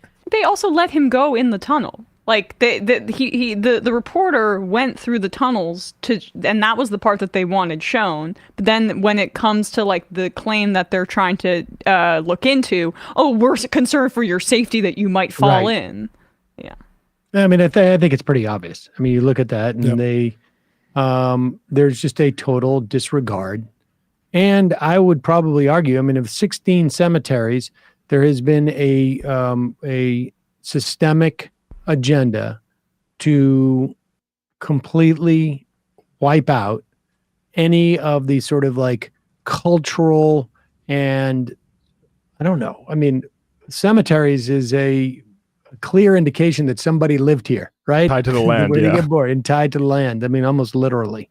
And so the destruction of hospitals and universities and mosques and cemeteries. This is all part of a whole, and they'll come up with different excuses each time. But it is, I mean, it is so obvious at this point what the agenda has been.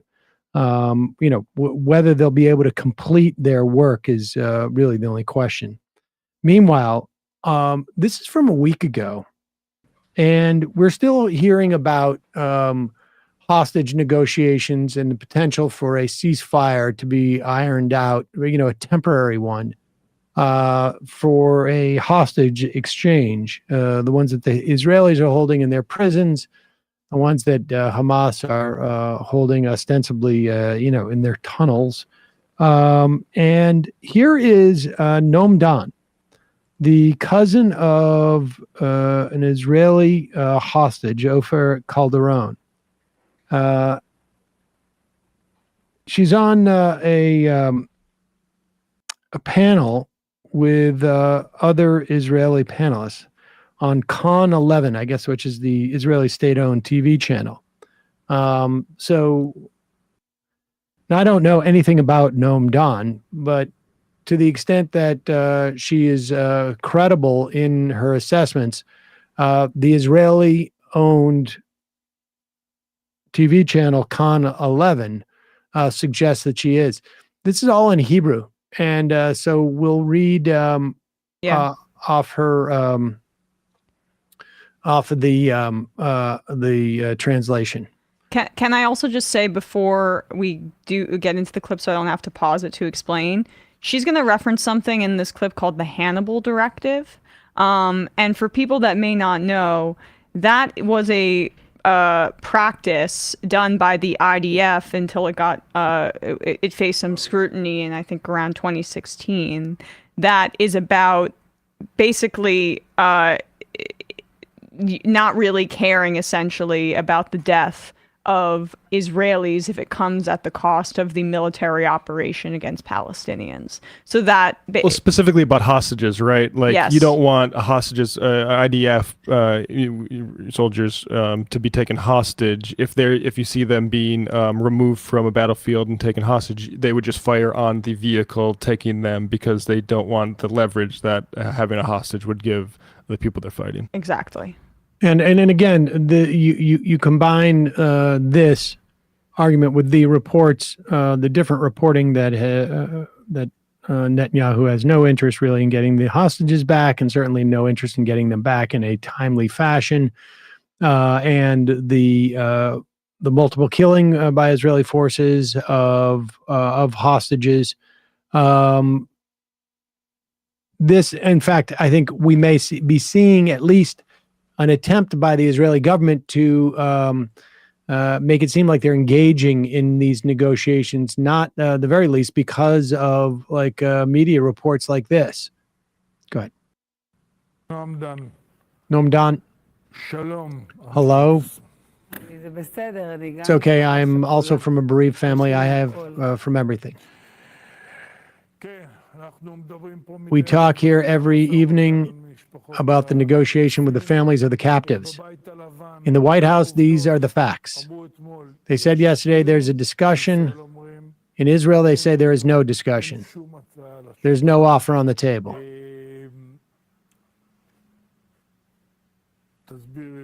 Explain to me how you see the situation. I know you're sharp and have a good perception.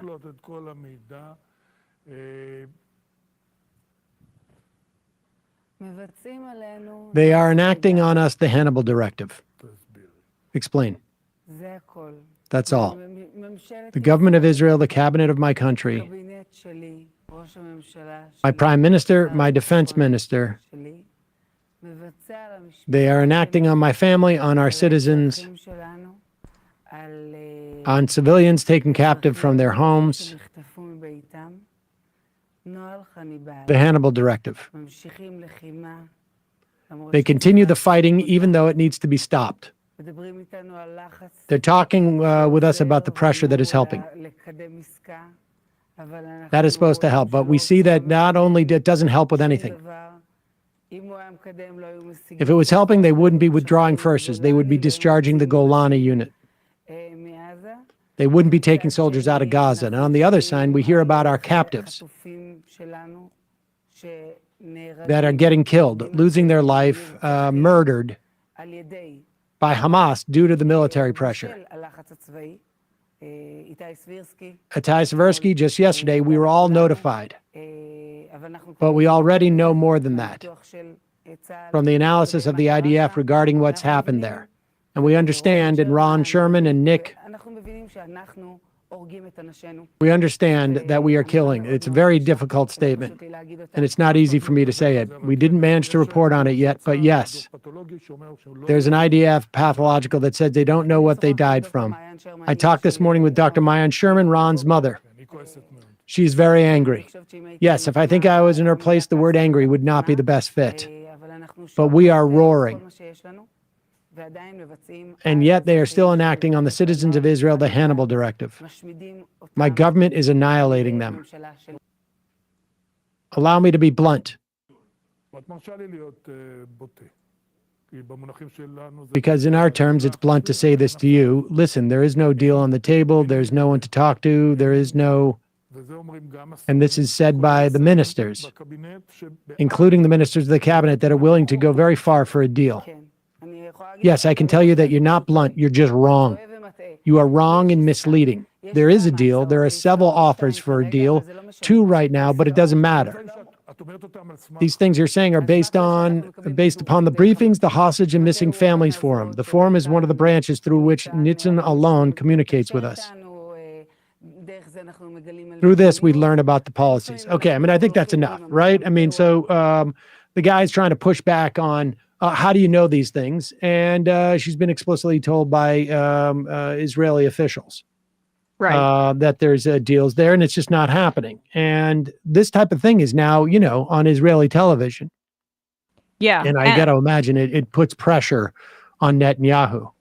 It's it's brave of her, I would say, within the context of what is allowed to be said in Israel, for her to say that publicly, right? Because we've talked before about how sealed off the Israeli population is to like really what's even happening in Gaza.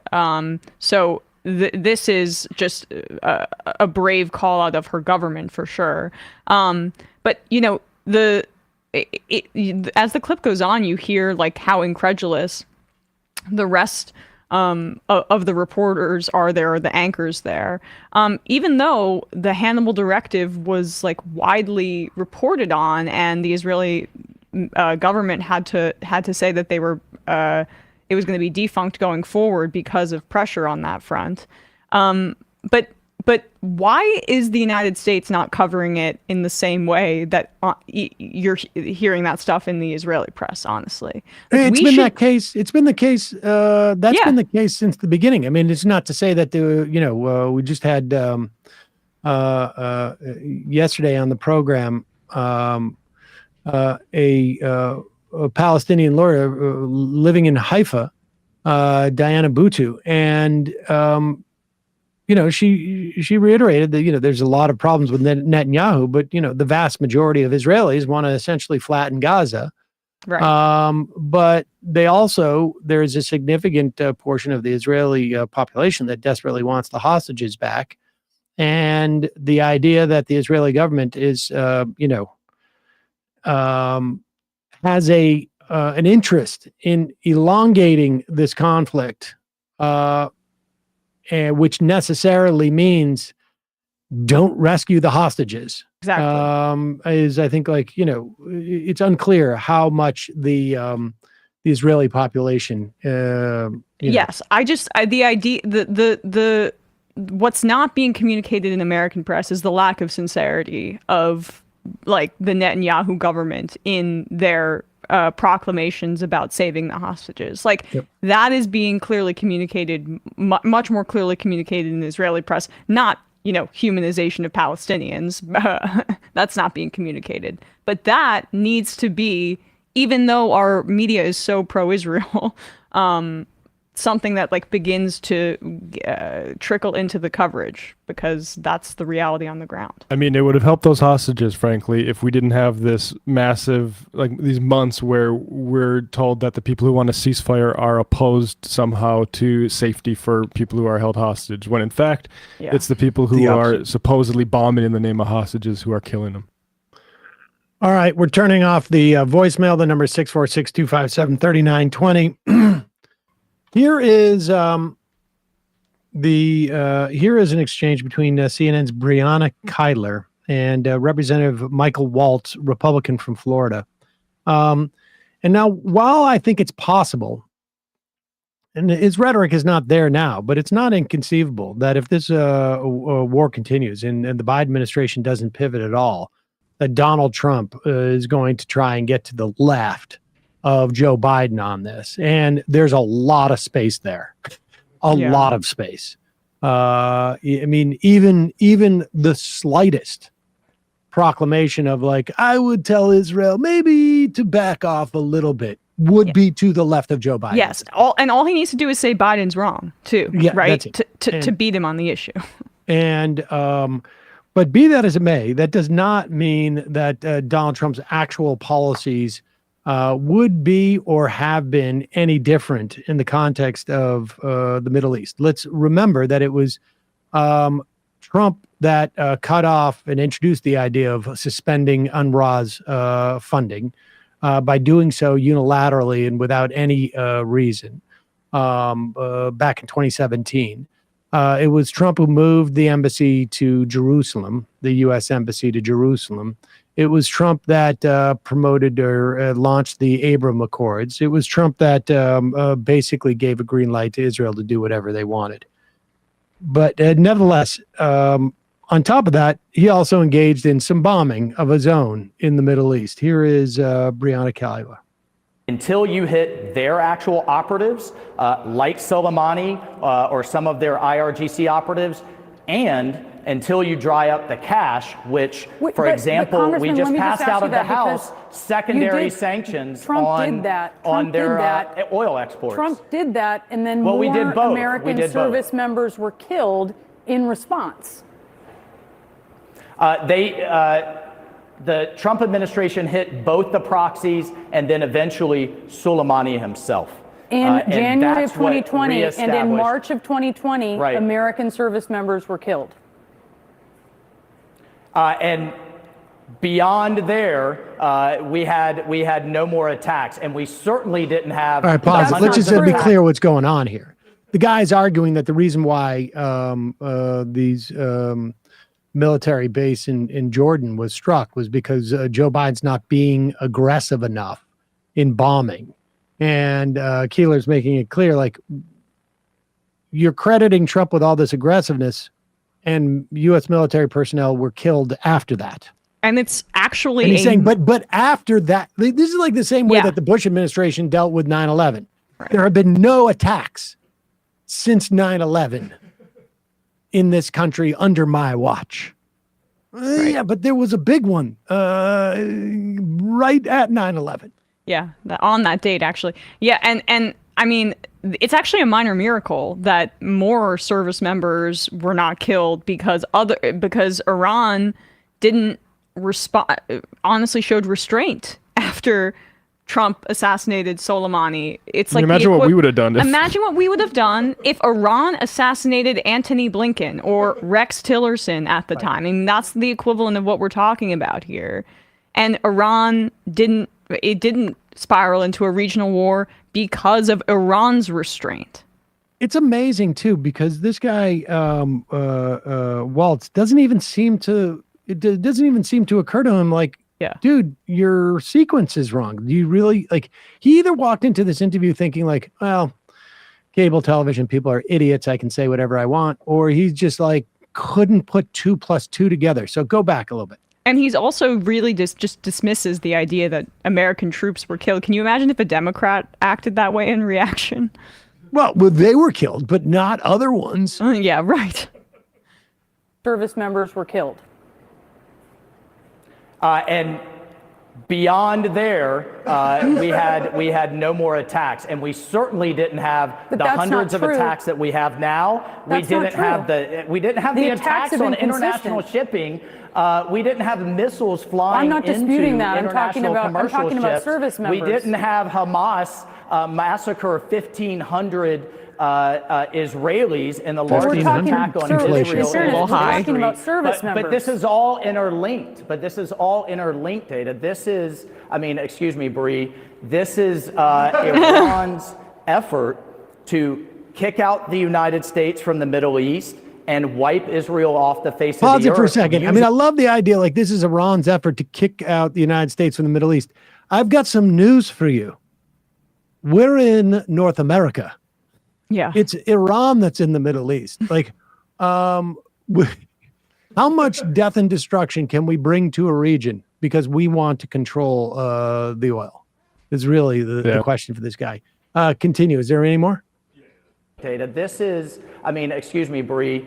This is Iran's effort to kick out the United States from the Middle East and wipe Israel off the face of the earth using all of these proxies, and now bolstered by its relationship with Russia and its relationship with China. So I don't think we can look at each one of these through the soda straw, and we certainly can't come on international television and say, well, it's been contained to Gaza, as the Pentagon's deputy press spokeswoman just did half an hour ago. I mean, that's gaslighting. It's wrong. It's inaccurate. And it's giving the wrong impression not only to the American people, but I think it sends a signal to our adversaries that they can continue to get away with it. My point is just, if all of the families of these service members who have passed away due to Iranian-backed proxies deserve answers, then all of them deserve answers, and that is just the point that I was making. But I mean, the White House is engaged in gaslighting, just not of the kind, just about the genocide. Yeah, slightly different. I hope they don't ghost us too, or love bomb us. I mean, she's left. Mike Waltz is therapized. Karine Jean-Pierre left me on red. I'm being breadcrumbed by the press secretary. Also, they, like, how many Iran proxies are there? Like everything's an Iran proxy, and then like there's not really a ton of evidence provided. I mean, it could be the case, right? It could be the case, but every time there's some sort of like attack on U.S. interests in the region, it's an Iran proxy, and it's like repeated uncritically every single time. And it also, and I wish there was more. But if you call criticism. everyone that has connections to America an American proxy, then you are a blind anti-imperialist. Israel's a bit of an American proxy. Calling from a 321 area code. Who's this? Where are you calling from? 321. Hey there, Sam. Can you hear me? Yeah, just a little bit louder, please. Who's this? Hey, Where are you Sam. calling from? I hope this is better. This is Joe from Florida. Joe from Florida. What's on your mind? Hey there, Sam. So I had a couple questions coming from the very special state of Florida about maybe like a previous this sanctimonious fellow, but I guess he's not too important right now. But I have a different question that I got to see. It's been in my mind for the past couple of months from you guys, and I'm actually kind of happy that Matt kind of brought it up to me today to kind of point out that this is something that's been bothering me with you guys. Okay. I've loved you guys with peace and love. I appreciate every one of you guys. Okay. And I agree with like almost everything you guys have to say. Great. But I'm kind of getting a little irritated by the little side swipes against David Pakman. I'm not a David Pakman stan, but I haven't seen you guys ever do a segment about why it is that Matt specifically does some like clotheslines from the back end there to just go, boom, I'm going to do a David Pakman thing. And then you usually hear somebody go like, oh, did he really do that? Oh, wow. Oh, whoa, he did. But then I never see anything coming from you, Sam, like you're tolerating it or you're ignoring it. So I just want to see like one of two things. Can you guys address what it is that you guys have against them? Because you guys used to be pretty friendly with them. Or I mean, I'm is this friendly just something that with like it's like Pakman. one disagreement or something? I'm friendly with Pakman. I was just responding to an IM. We had an IM. Yeah. We didn't raise it. Right. I take IMs just like I take this call. And and someone and I read it off or I let them say what they want to say. And when I think we I were think pretty, I'll just speak for myself because you mentioned me. I mean, I think we were pretty clear and we haven't brought it up over and over again. Like you said, this brought it up because of an IM. But I had an issue when he's decided to not really talk about Israel-Palestine, but the extent that he did, he decided it was time to say Rashida Tlaib should apologize. I have a problem with entering this sort of discussion like that. And I said, we talked about it then, and that's where we left it.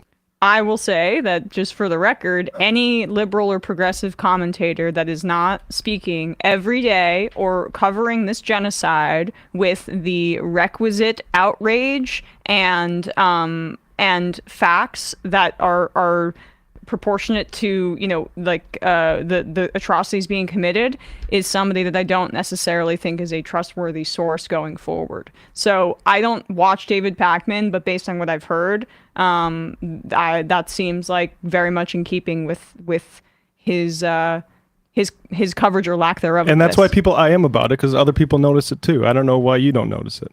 And I will say, let me help elaborate, I guess, why I don't notice it. So I do appreciate your guys' response. And again, peace and love. I really appreciate anything you guys can give as input on this, because I don't think I've ever quite maybe got what you guys are seeing.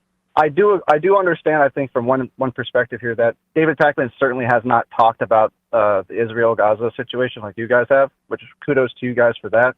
But he's focusing more on, like typically, because I watch you guys both every day. So it's not like I'm only favoring one or the other. I definitely don't see him as a Jimmy Dore type. I definitely don't see him as someone who's Jimmy Dore type at all. just because he's making I'm books saying or he's something, by not covering the genocide, he's apologizing for it. I'm saying, like, even if he wants to ignore it because he knows that nobody wants to hear what he has to say on it, that's fine. If you are going to stick your oar in, don't make it to try to come after one of the few representatives who's good on the issue. I have a big problem with that. If I could make a correlation with one thing, which I think I can tie this in maybe better, but maybe you can correct me if I'm wrong.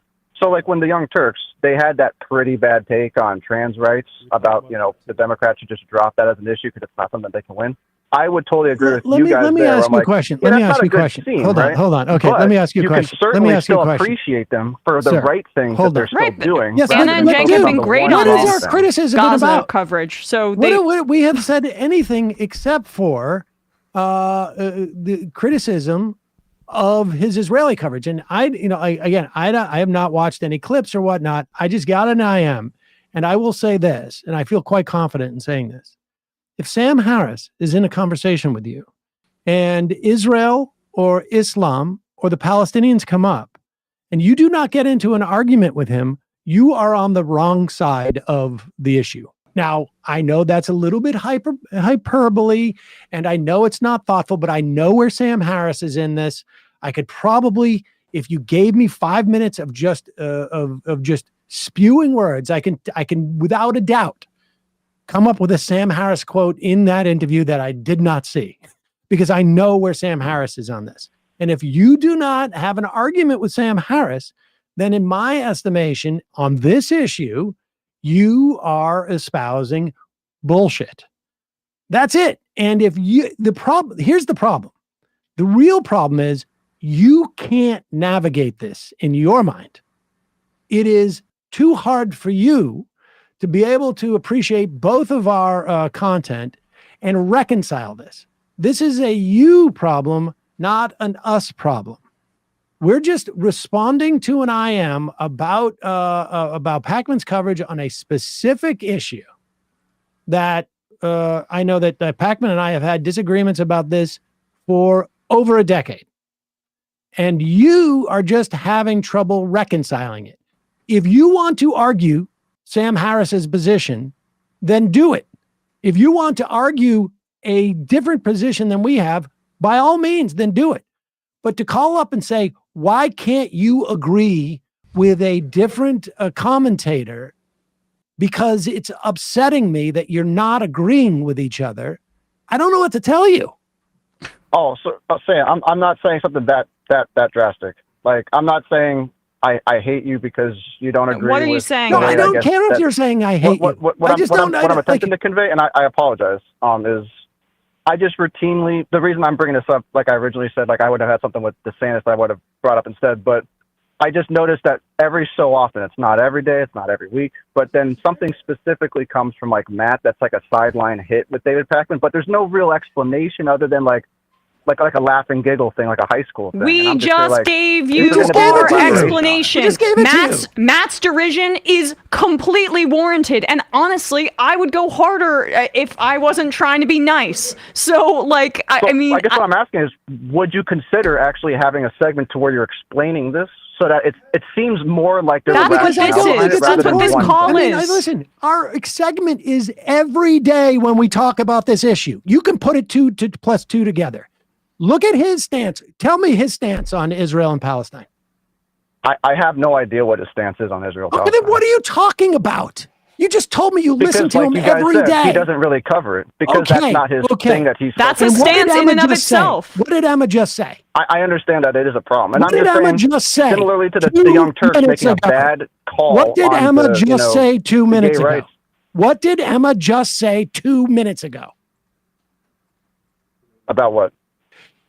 She said, if you are a liberal commentator, okay, this is not me saying this. Emma said this. If you're a liberal commentator and you're not covering it, then I feel that you are doing a disservice and you're providing misinformation. Now, you can agree or disagree with that statement, but she has addressed what you're talking about.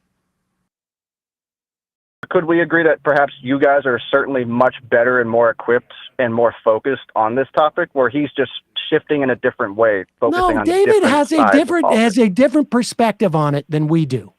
And he, I think, shies away from it because he doesn't want to talk about it. That's it. And I honestly, again, I appreciate that you guys do this, but I guess what I'm trying to say is, isn't it good that you guys focus on this, but maybe it's also simultaneously good that he focuses on different stuff? Now, I didn't see the Sam Harris interview. I don't care. I will see that later today or something. We have different opinions on this show as to what David Pacman's responsibilities are in this realm. Emma has said as a blanket statement, she feels if you are in the progressive space, that you should be coming out on this. But you're not the Pope of the Democratic policy. No, Emma just has an right? opinion. Like you would make fun That's of Ben it. Shapiro. Like She you just can't has just an decide opinion. what someone has to decide to do. No, This is your show, so you decide dude, what. I'm not making a proclamation. What are you doing right now? I am in a car. I just You're the picked up Chinese bishop food and calling I in to magically got say, this call. So I was like, cool. you can't say you have an opinion about this. We answered an I am. You're acting like a child. You know what, dude? No. Again, Are you a member of this program? Are you a member of this program? That you guys make a Are you clip a member about of this David program? Pakman, Are you a that's member it, of this and then program? you just move on. Are you a member of this program? We didn't just move on. I just said it. We just spent 10 minutes on the phone with you.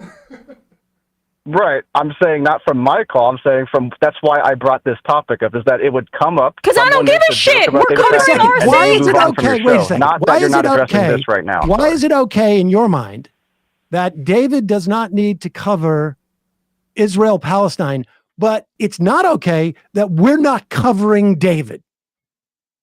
No, I'm sorry. That's not the framing I was going with. I apologize. Well, I if it got came news off for that you, way. dude. You've been on the phone for 10 minutes, and that's the framing that has really come across.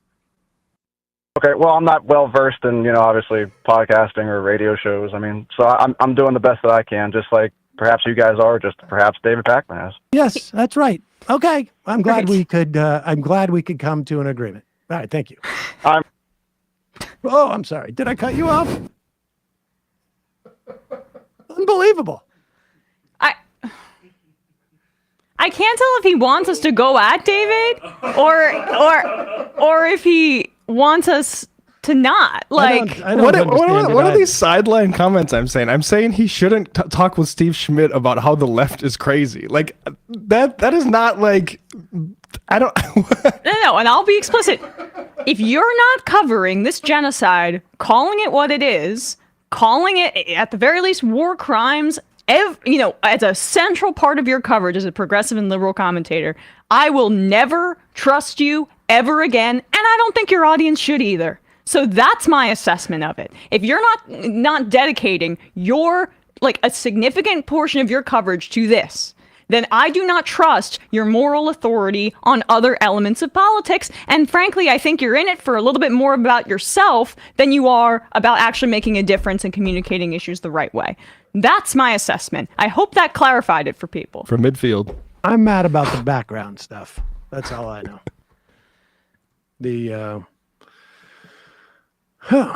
That was really productive. I got to know why aren't you making a video of why aren't you making the videos I want you to make? Is that what that call is? You should have went with the sanctimonious stuff, bro. Oh, right. That's how that started. Would have been so much more enjoyable. Okay. Calling from is this country code 43? Oh my God, is that me? Yes, it's you. It's the country code Austria. Oh my God, I've been calling in for a while. So I wanted to bring sort of a European perspective into it. The European perspective on David Pakman? Oh God, no. I'm joking. We're joking. I'm joking. All right. So wait, what's your name and where are you calling from? Oh, my name is Sophie, and I'm from Austria, Vienna.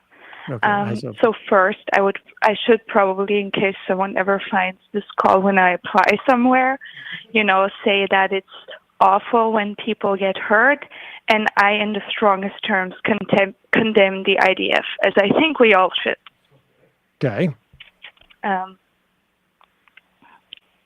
So I've been kind of pretty alone in my support for Gaza and Palestine.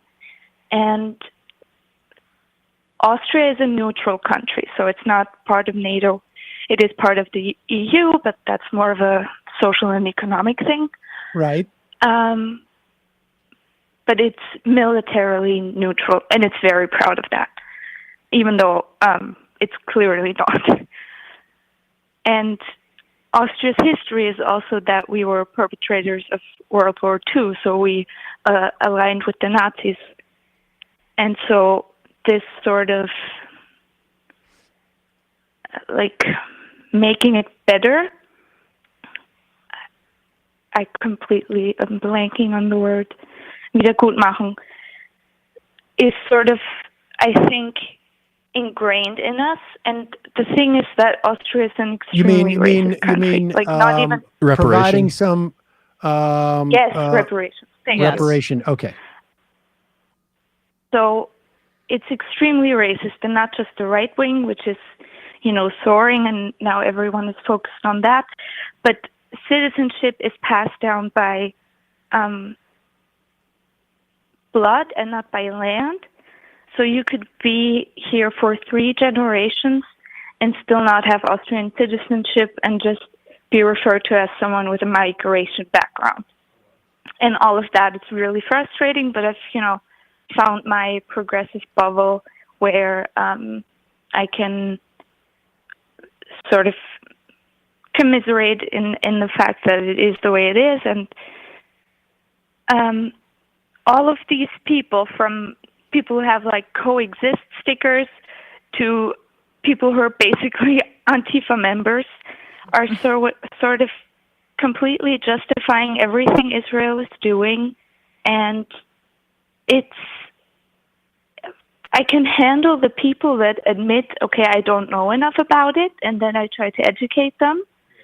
But the people that even before fall this year have been just saying horrible, dehumanizing stuff, people I know are usually accepting and, not purely Islamophobic and not purely racist. I think it's just a sort of white guilt, and I don't know how to pull people out of that. And of course, I try to be more brave, but also I just started at a new university. I don't want to get kicked out. Yeah. So doing something publicly is also scary for me, and I should be more brave. But yeah, any thoughts you have on that? Well, I mean, I have no experience or context for the sort of like the national guilt and the reparations in this way, and how blinding it can be to the situation. I mean, I was raised, with an intense awareness of the Holocaust and Israel as a response to it, and it was very difficult through the years to break through that. And I am talking almost on a daily basis with people who cannot see what dynamic has developed in Israel. So to be honest with you, I have no idea on what to do, and I can only imagine that it's a very difficult and sort of isolating perspective to have in your situation. Caller, I saw there's a piece by James Jackson, Novara Media, in 11th of December of last year. What's up with Germany's pro-Israel left? And it shows about like these Antifa protests that are protesting against like migrants for showing solidarity with Palestine, saying they're being anti-Semitic. And I can't imagine how isolating that must feel, because like the left here is, I mean, with some exceptions, gets it, I think, to a larger extent, at least, than the German left and Austrian left seems to. Yeah, and I mean, we have, like Sam said, a strong awareness of the Holocaust as well, and it's, years of history classes, and I think that's important. I just don't understand how people that are my age and a little bit older just don't see regardless of, the history that's been happening in Gaza for the last 70 years, but just what's happening now, how they can excuse what's happening now. Caller, I'm curious if you've ever kind of, since you spoke about how people that in Austria view Israel as reparations for the Holocaust, have you ever asked them this question? Well, why did Germany and those who allied with Nazi Germany, why was it not that territory, those nations? Yeah. that- Why they just sent them away? I tried to. Yes. I tried to talk about like the origins of Zionism and how we should question that as well. It's just I can have those conversations with people that can admit that they don't know enough. I made a playlist of some entry-level things that the mainstream media covered, and I try not to put too many radical things in there. And then I have like an advanced playlist that I send out people separately. But the people who are just like blindly supporting whatever like a right-wing religious conservative government is doing, which is it's shocking. Like, you wouldn't want that here. You protest that here, so why? Yeah. Well, appreciate the call. I can tell you we got anti-Dutchy on the IM says, fellow European here, stand strong, caller. We are with you. Hang in there. Okay, that's so great. Thank you, caller. Bye-bye. Thank you so much. I had a conversation with a friend at my high school reunion who was an expert on India and was like, the what's happening in India and what's happening in Israel, you have two examples of a religious nationalism that is really sliding into fascism in both instances. It just seems to be really, I mean, in the West anyways, it seems we have more access to what's going on in Israel, although, we'll try and talk more about India as time goes on. Right. All right, let's do another crazy truck. Yeah, let's do this. I mentioned the other day that there was a truck convoy that was en route to the park, I guess, in Texas. Where is it in Texas again? I can't. Eagle Pass? Yeah, it's called, I believe, Shelby Park in Eagle Pass. Shelby Park in Eagle Pass.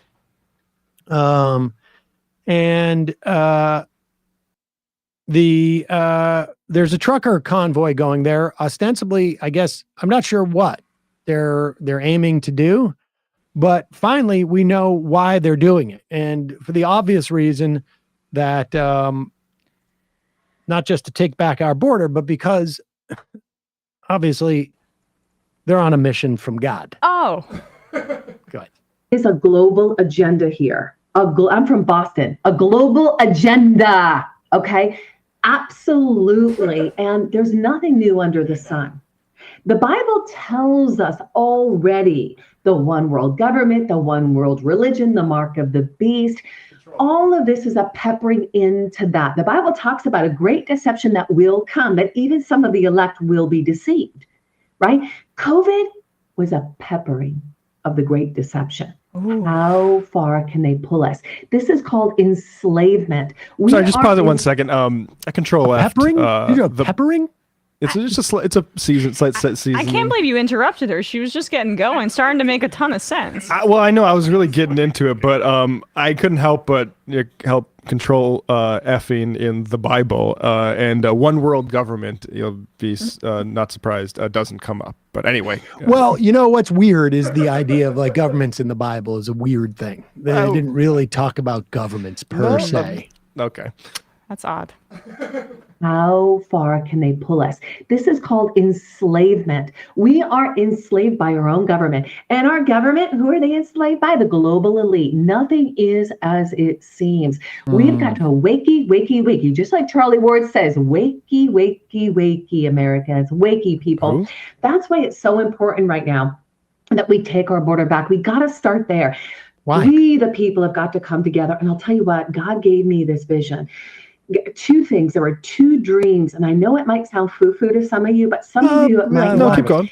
God speaks to us all in different ways, and when we truly know whose we are and the purpose to which we've been called, God will continue to make the pathway clear.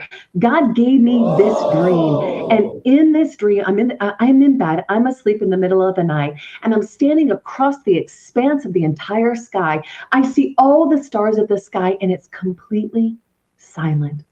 And I see will be looking what at someone that appears saved the coming from Jews. the right side of the sky, what looks like almost like a rocket or something shooting with that amber color up. It arcs up into the sky, across the center of the sky, down into the east. And it explodes, but I hear no sound. And then I hear the voice, the shot heard around the world. And I leaned in because I didn't know if that was what I really thought. And I said, Father, what is it that you're trying to say? What are you telling me? And it was so loud, my entire room vibrated. The entire room woke me up. And I heard God say, it is the shot heard around the world. I was like, what the heck is he talking about? God, what is that? What is that? I know I'm from Boston. I understand it, but why right now? God gave me confirmations within weeks of author Lawrence Hebron just wrote a book. Many books he's written. The last chapter, The Shot Heard Around the World. All across the place, it kept coming to me. God, what is it? What is it? What is it? Now, he gave me a vision a few weeks later. And I'm meeting with a team of people. It's a lot of visions. And I knew already that God had shown me that there were lights flickering all across the country. Look at the lights. I could see the lights throughout the United States. There were the lights of hope. They were the freedom fighters. Just a They were pickup, but the a true 18-wheeler. remnant of those that are stand Go for truth and our Texas. sovereignty coming from our Creator, our freedom coming from our Creator. Those lights were shining, and God And was that like, philosophy was being piped you got to to bring them Earth. together. They're all so separate. You can't It's time watch to this bring anymore. You know what? And, no, honestly, Sam, the reason we played that is because I think the left really needs to figure out how it's going to meet this energy and help it build our movements. This is why we've got to address the border, folks. I mean, Because honestly, otherwise, let's not keep our head in the sands and pretend like this isn't an issue with real Americans. And by the way, that was Kim Yeater. That was Kim Yeater, the Take Back Our Border convoy organizer, on a YouTube stream that has 166 views. Oh, well. Oh, okay, just 166 views. I mean, people are not ready to hear the word of God, obviously. But she is one of the organizers. I will tell you this, and it is really disturbing, actually. I did see that video of the guy who was arrested for allegedly beheading his father. And the video is really disturbing. The first moment, the guy holds up the head of his father in a bag, what appears to be. And then he puts it to the side and then just starts talking. Not terribly different from the way that this woman was talking. Right. He just starts talking about how one world government, the federal government is criminal. I'm not and that he's in charge of an army, and he's calling on this army to surround him and protect him from the feds. And if you're a state governor, he's not going to do anything to you because as long as you guys don't stand in the way of this, and it's all right-wing talking point. Now, make no doubt, make no mistake. This guy, I think, is. It appears that he will be found, certifiable. I'm not a psychiatrist, but I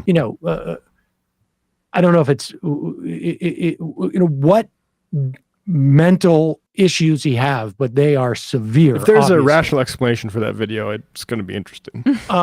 They are severe, et cetera, if that is all real. But it just goes to show that, what feeds a lot of these people are these sort of conspiracy theories and the paranoia that is up there. And, look at what is going on with these crazy ass theories about Taylor Swift. Like this is a psyop by the feds and by the CIA and the FBI and all of this insanity, which is all just perpetrated for money. I mean, I don't even know what the political strategy could be behind it, but it is all just perpetrated for money. And it floats out there. And yes, there's a very tiny percent of the population that is completely unhinged and may take up this cri de coeur and follow up with violence.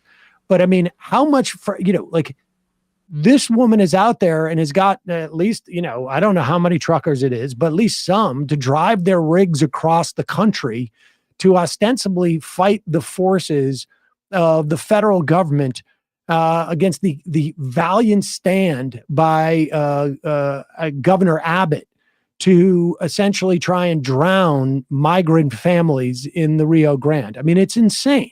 It's insane. What's going on. But you also see, she was pretty explicit about it, but so many of these conspiracy theories are just religious beliefs that they copy and paste onto real life kind of just political issues. I mean, the reason that people talk about MAGA and Trump followers like a cult is because they're kind of religious in the way that they view both him and then her job as a holy warrior. I mean, she's describing these very, very detailed visions of God speaking directly to her to, go down to the border and fight for God's will. And this is not an exaggeration. They view Trump as God's vessel. That is what he's not a political leader.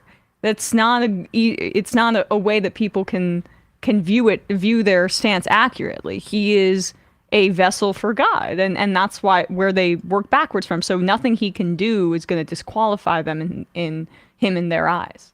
What's also amazing is that what kind of vision of God do you have that you can rationalize the idea that God came to me and said, we need to enhance the ability of Greg Abbott to drown migrant families. I mean, what is your vision of what God's supposed to do? What's the point of that? We can find humans to do that. Well, it's because the threat is existential from the globalists. That's what the Jews are trying to do to us. It really is some things never change in that way of evangelical coded anti-Semitic conspiracy theories. I think that changes that guy made about $10,000 from the "I decapitated my dad" video he posted on Twitter. I'm joking. Oh. Oh my God. All right. Speaking of the next insane conspiracy theorist, here is Benny Johnson. And for the life of me, I can come up with a bunch of different reasons why they're pursuing this Taylor Swift thing. Apparently, Ted Cruz in that hearing today was complaining that TikTok is feeding Taylor Swift the videos as opposed to Tiananmen Square videos. Unlike what you see on unlike what you see on Instagram or Twitter or whatever. I don't know. Yeah. I don't know my Tiananmen video. Right, exactly. But I mean, I understand I think why Benny Johnson does. It's just people are making money on their Taylor Swift things. Look at the search term, and we've got to do that.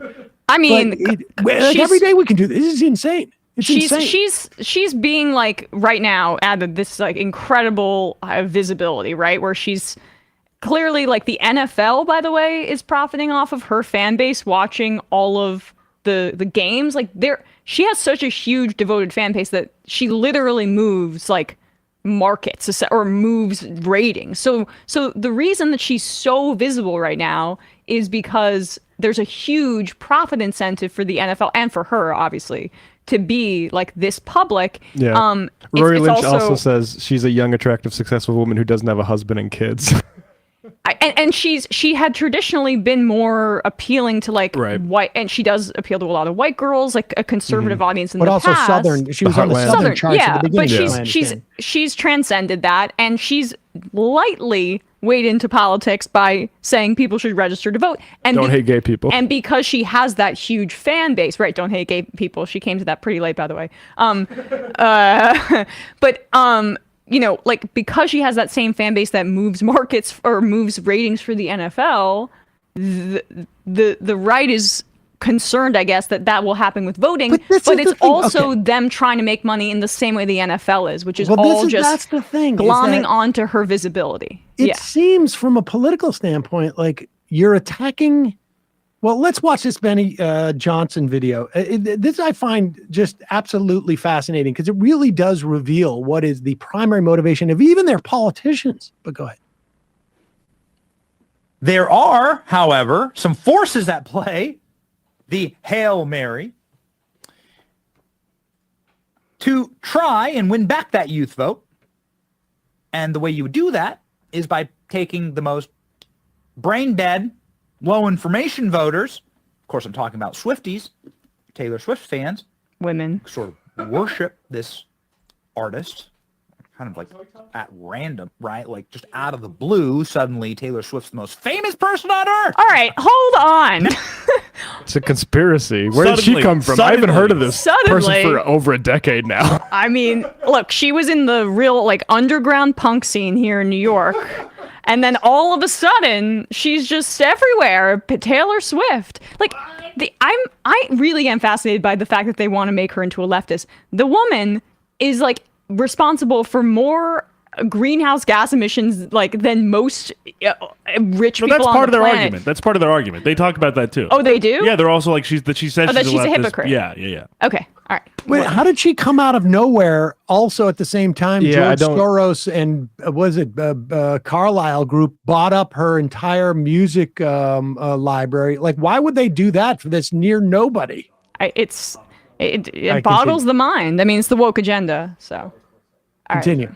Like Jack Harlow came out of nowhere, and all of a sudden I started hearing about exactly Sam. Jack Harlow. He's like a younger white rapper, and all of a sudden people were just like all of a sudden people knew who he was, and I'm like I didn't. But Taylor Swift has been in pop culture for over a decade now. Like I even recognized her name. Yeah. Yes. There you go. All right, so you continue. Now she's at every NFL game with her boyfriend, who's backed by Bud Light and Pfizer.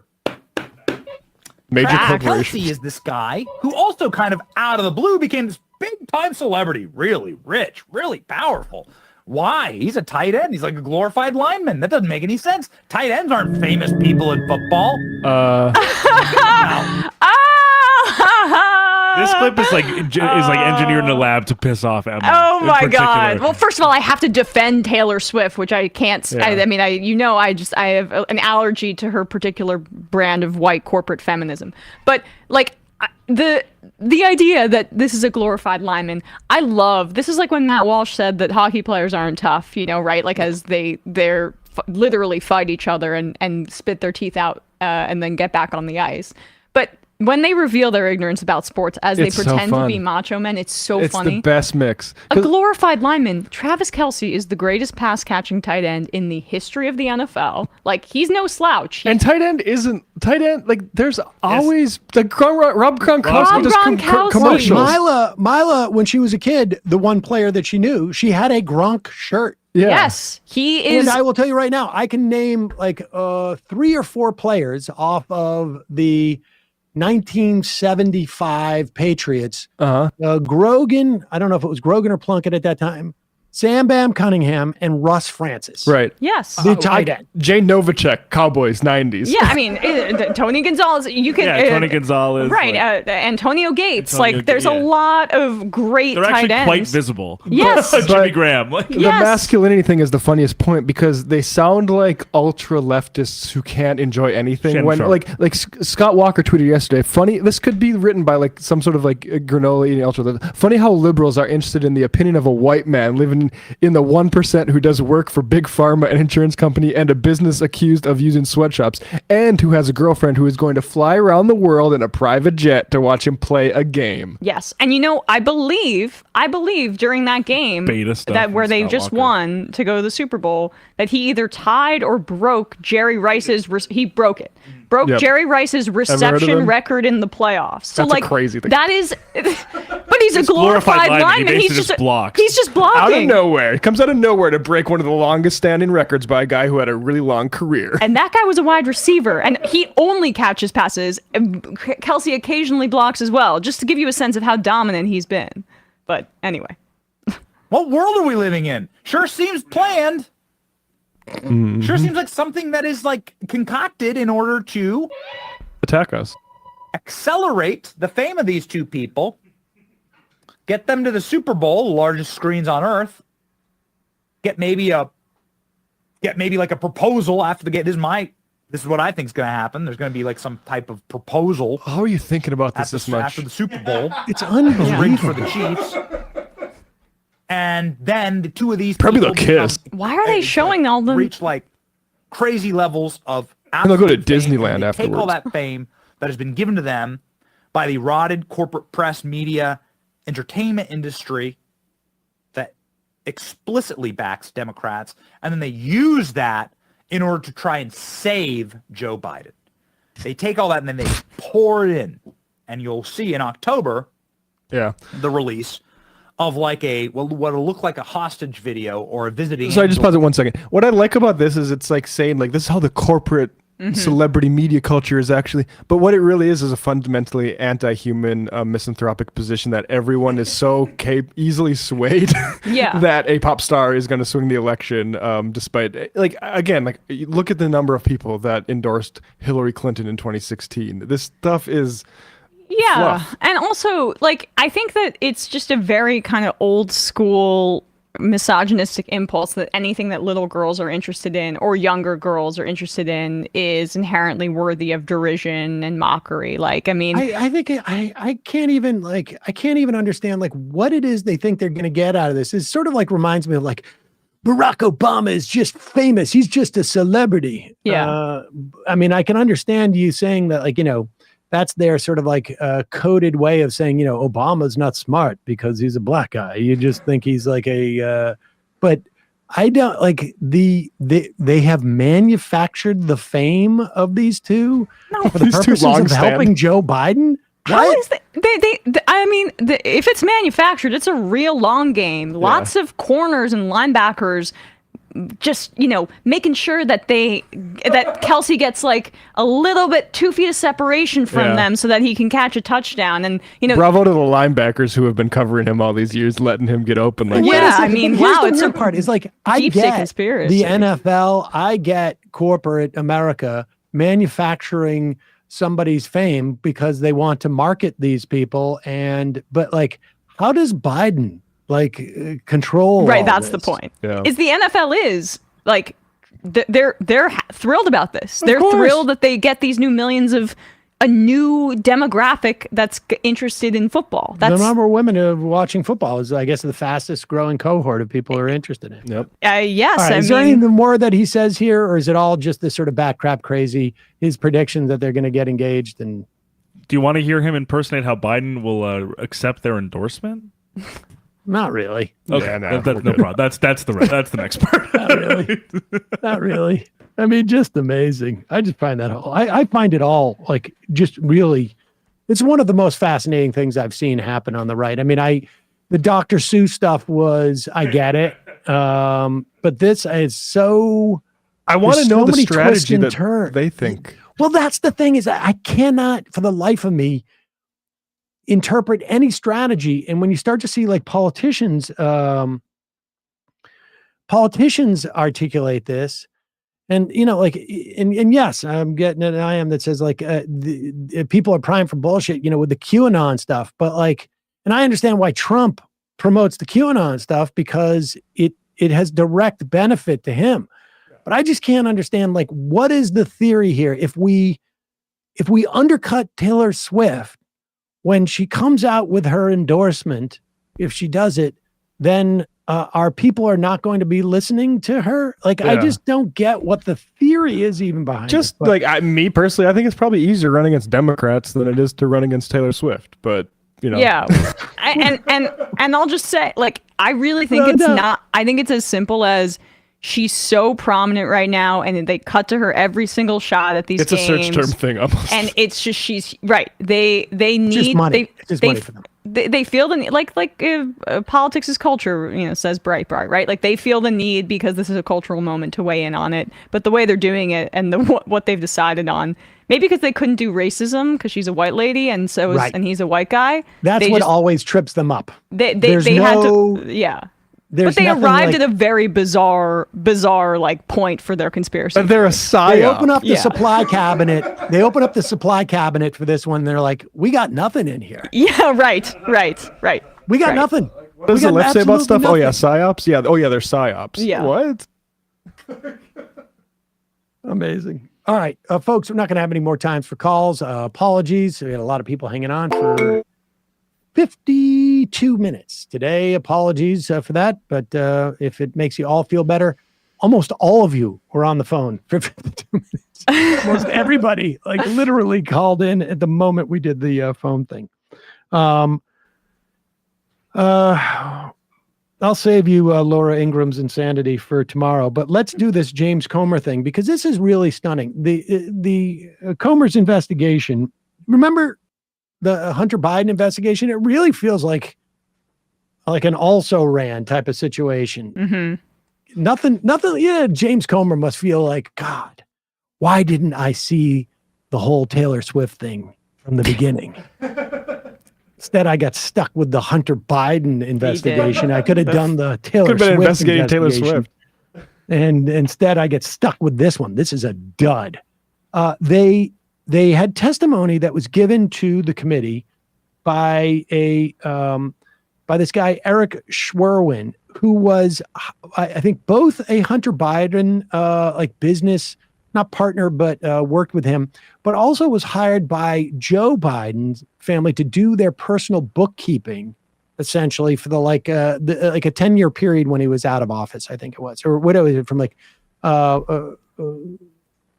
don't know if it was while he was in office or was out. It was like from 2017 to, I can't remember, but, and the guy basically testified, not basically, explicitly testified, in my course of my work in handling the books and the bank accounts for the Bidens, I never saw any money come in or flow out to Hunter Biden's business dealings or any other Biden family business dealings.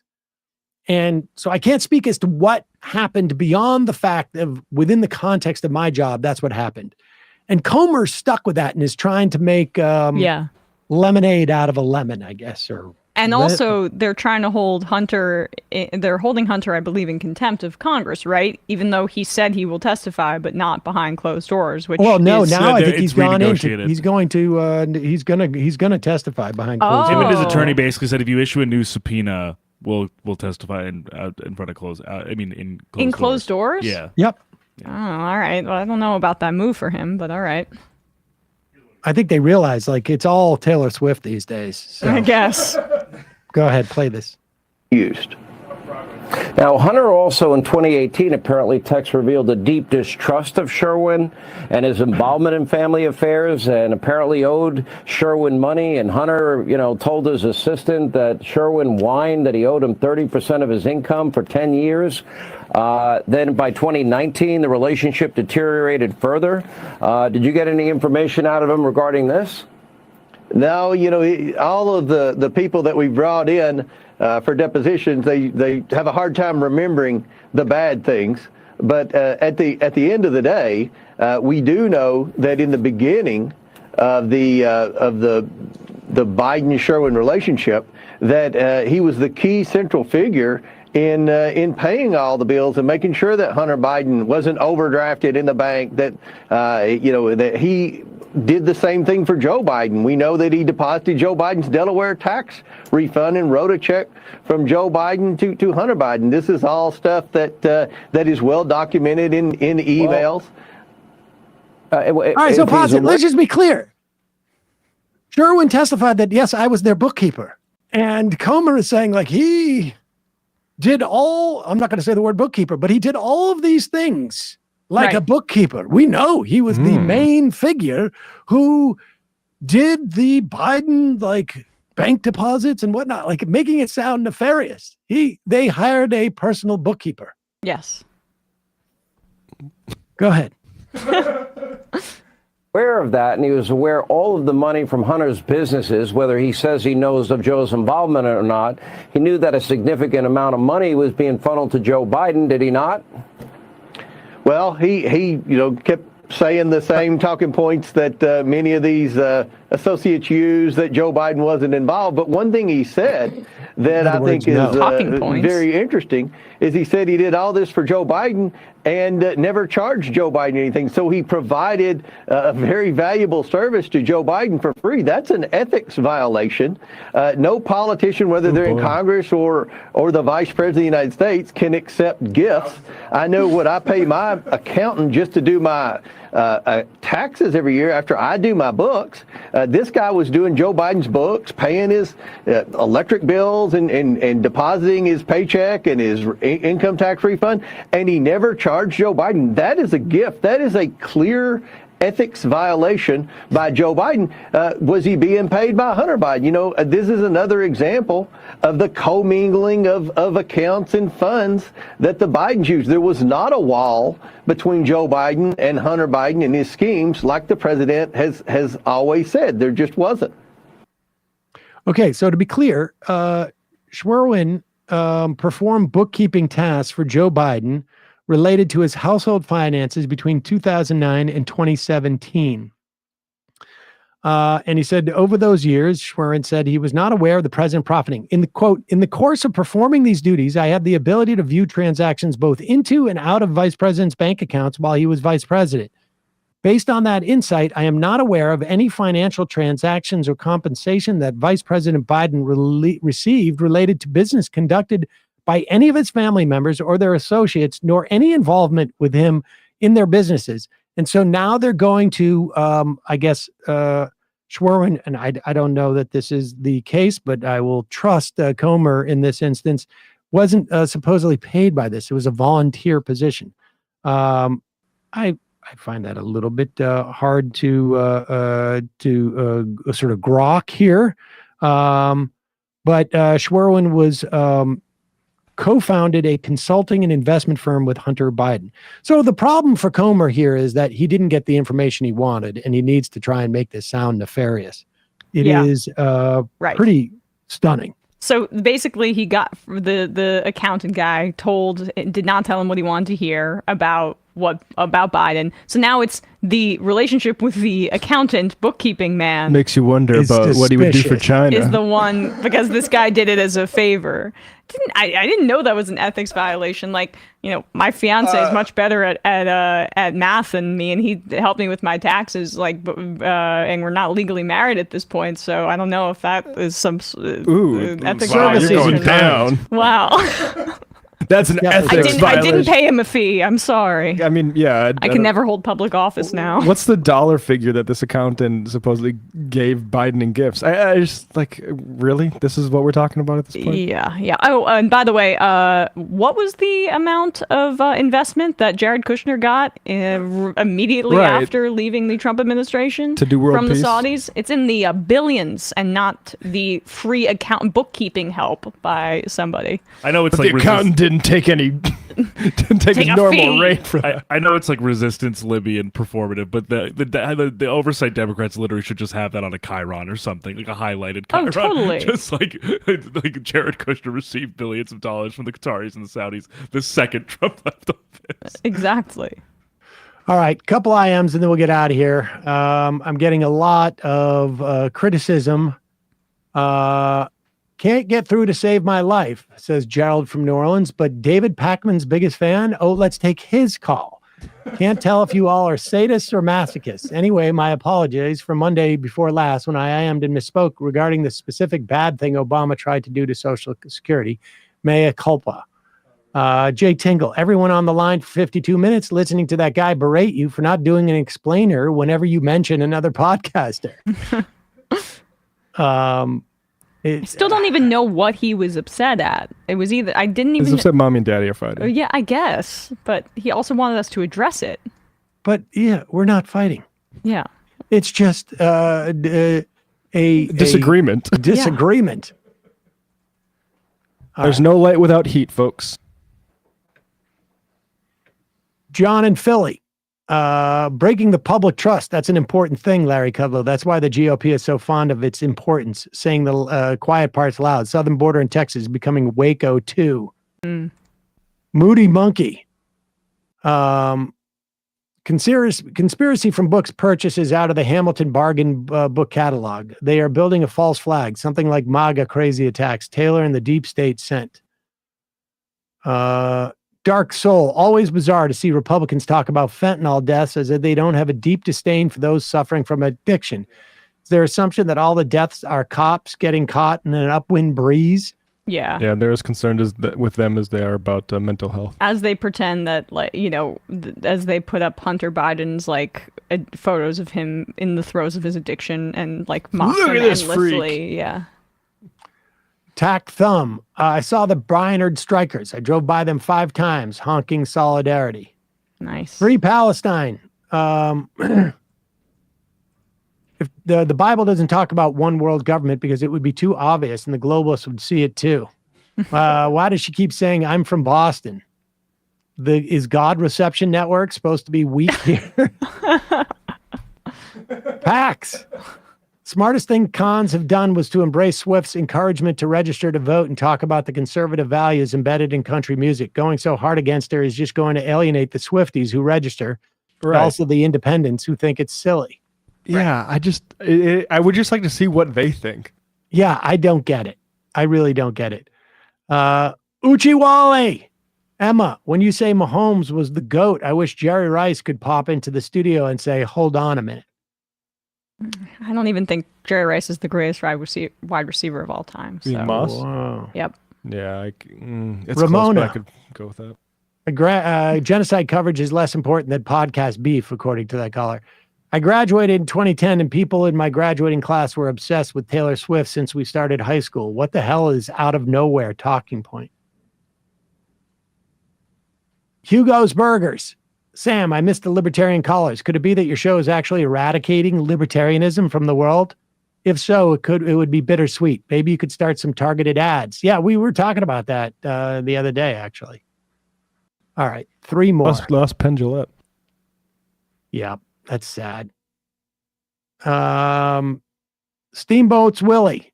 Why won't you say the words I want you to say that I myself am unsure what those words should be? Yeah.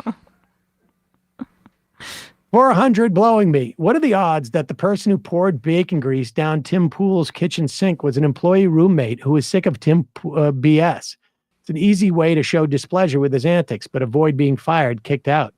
That's not inconceivable. It's a good theory. And the final I am of the day.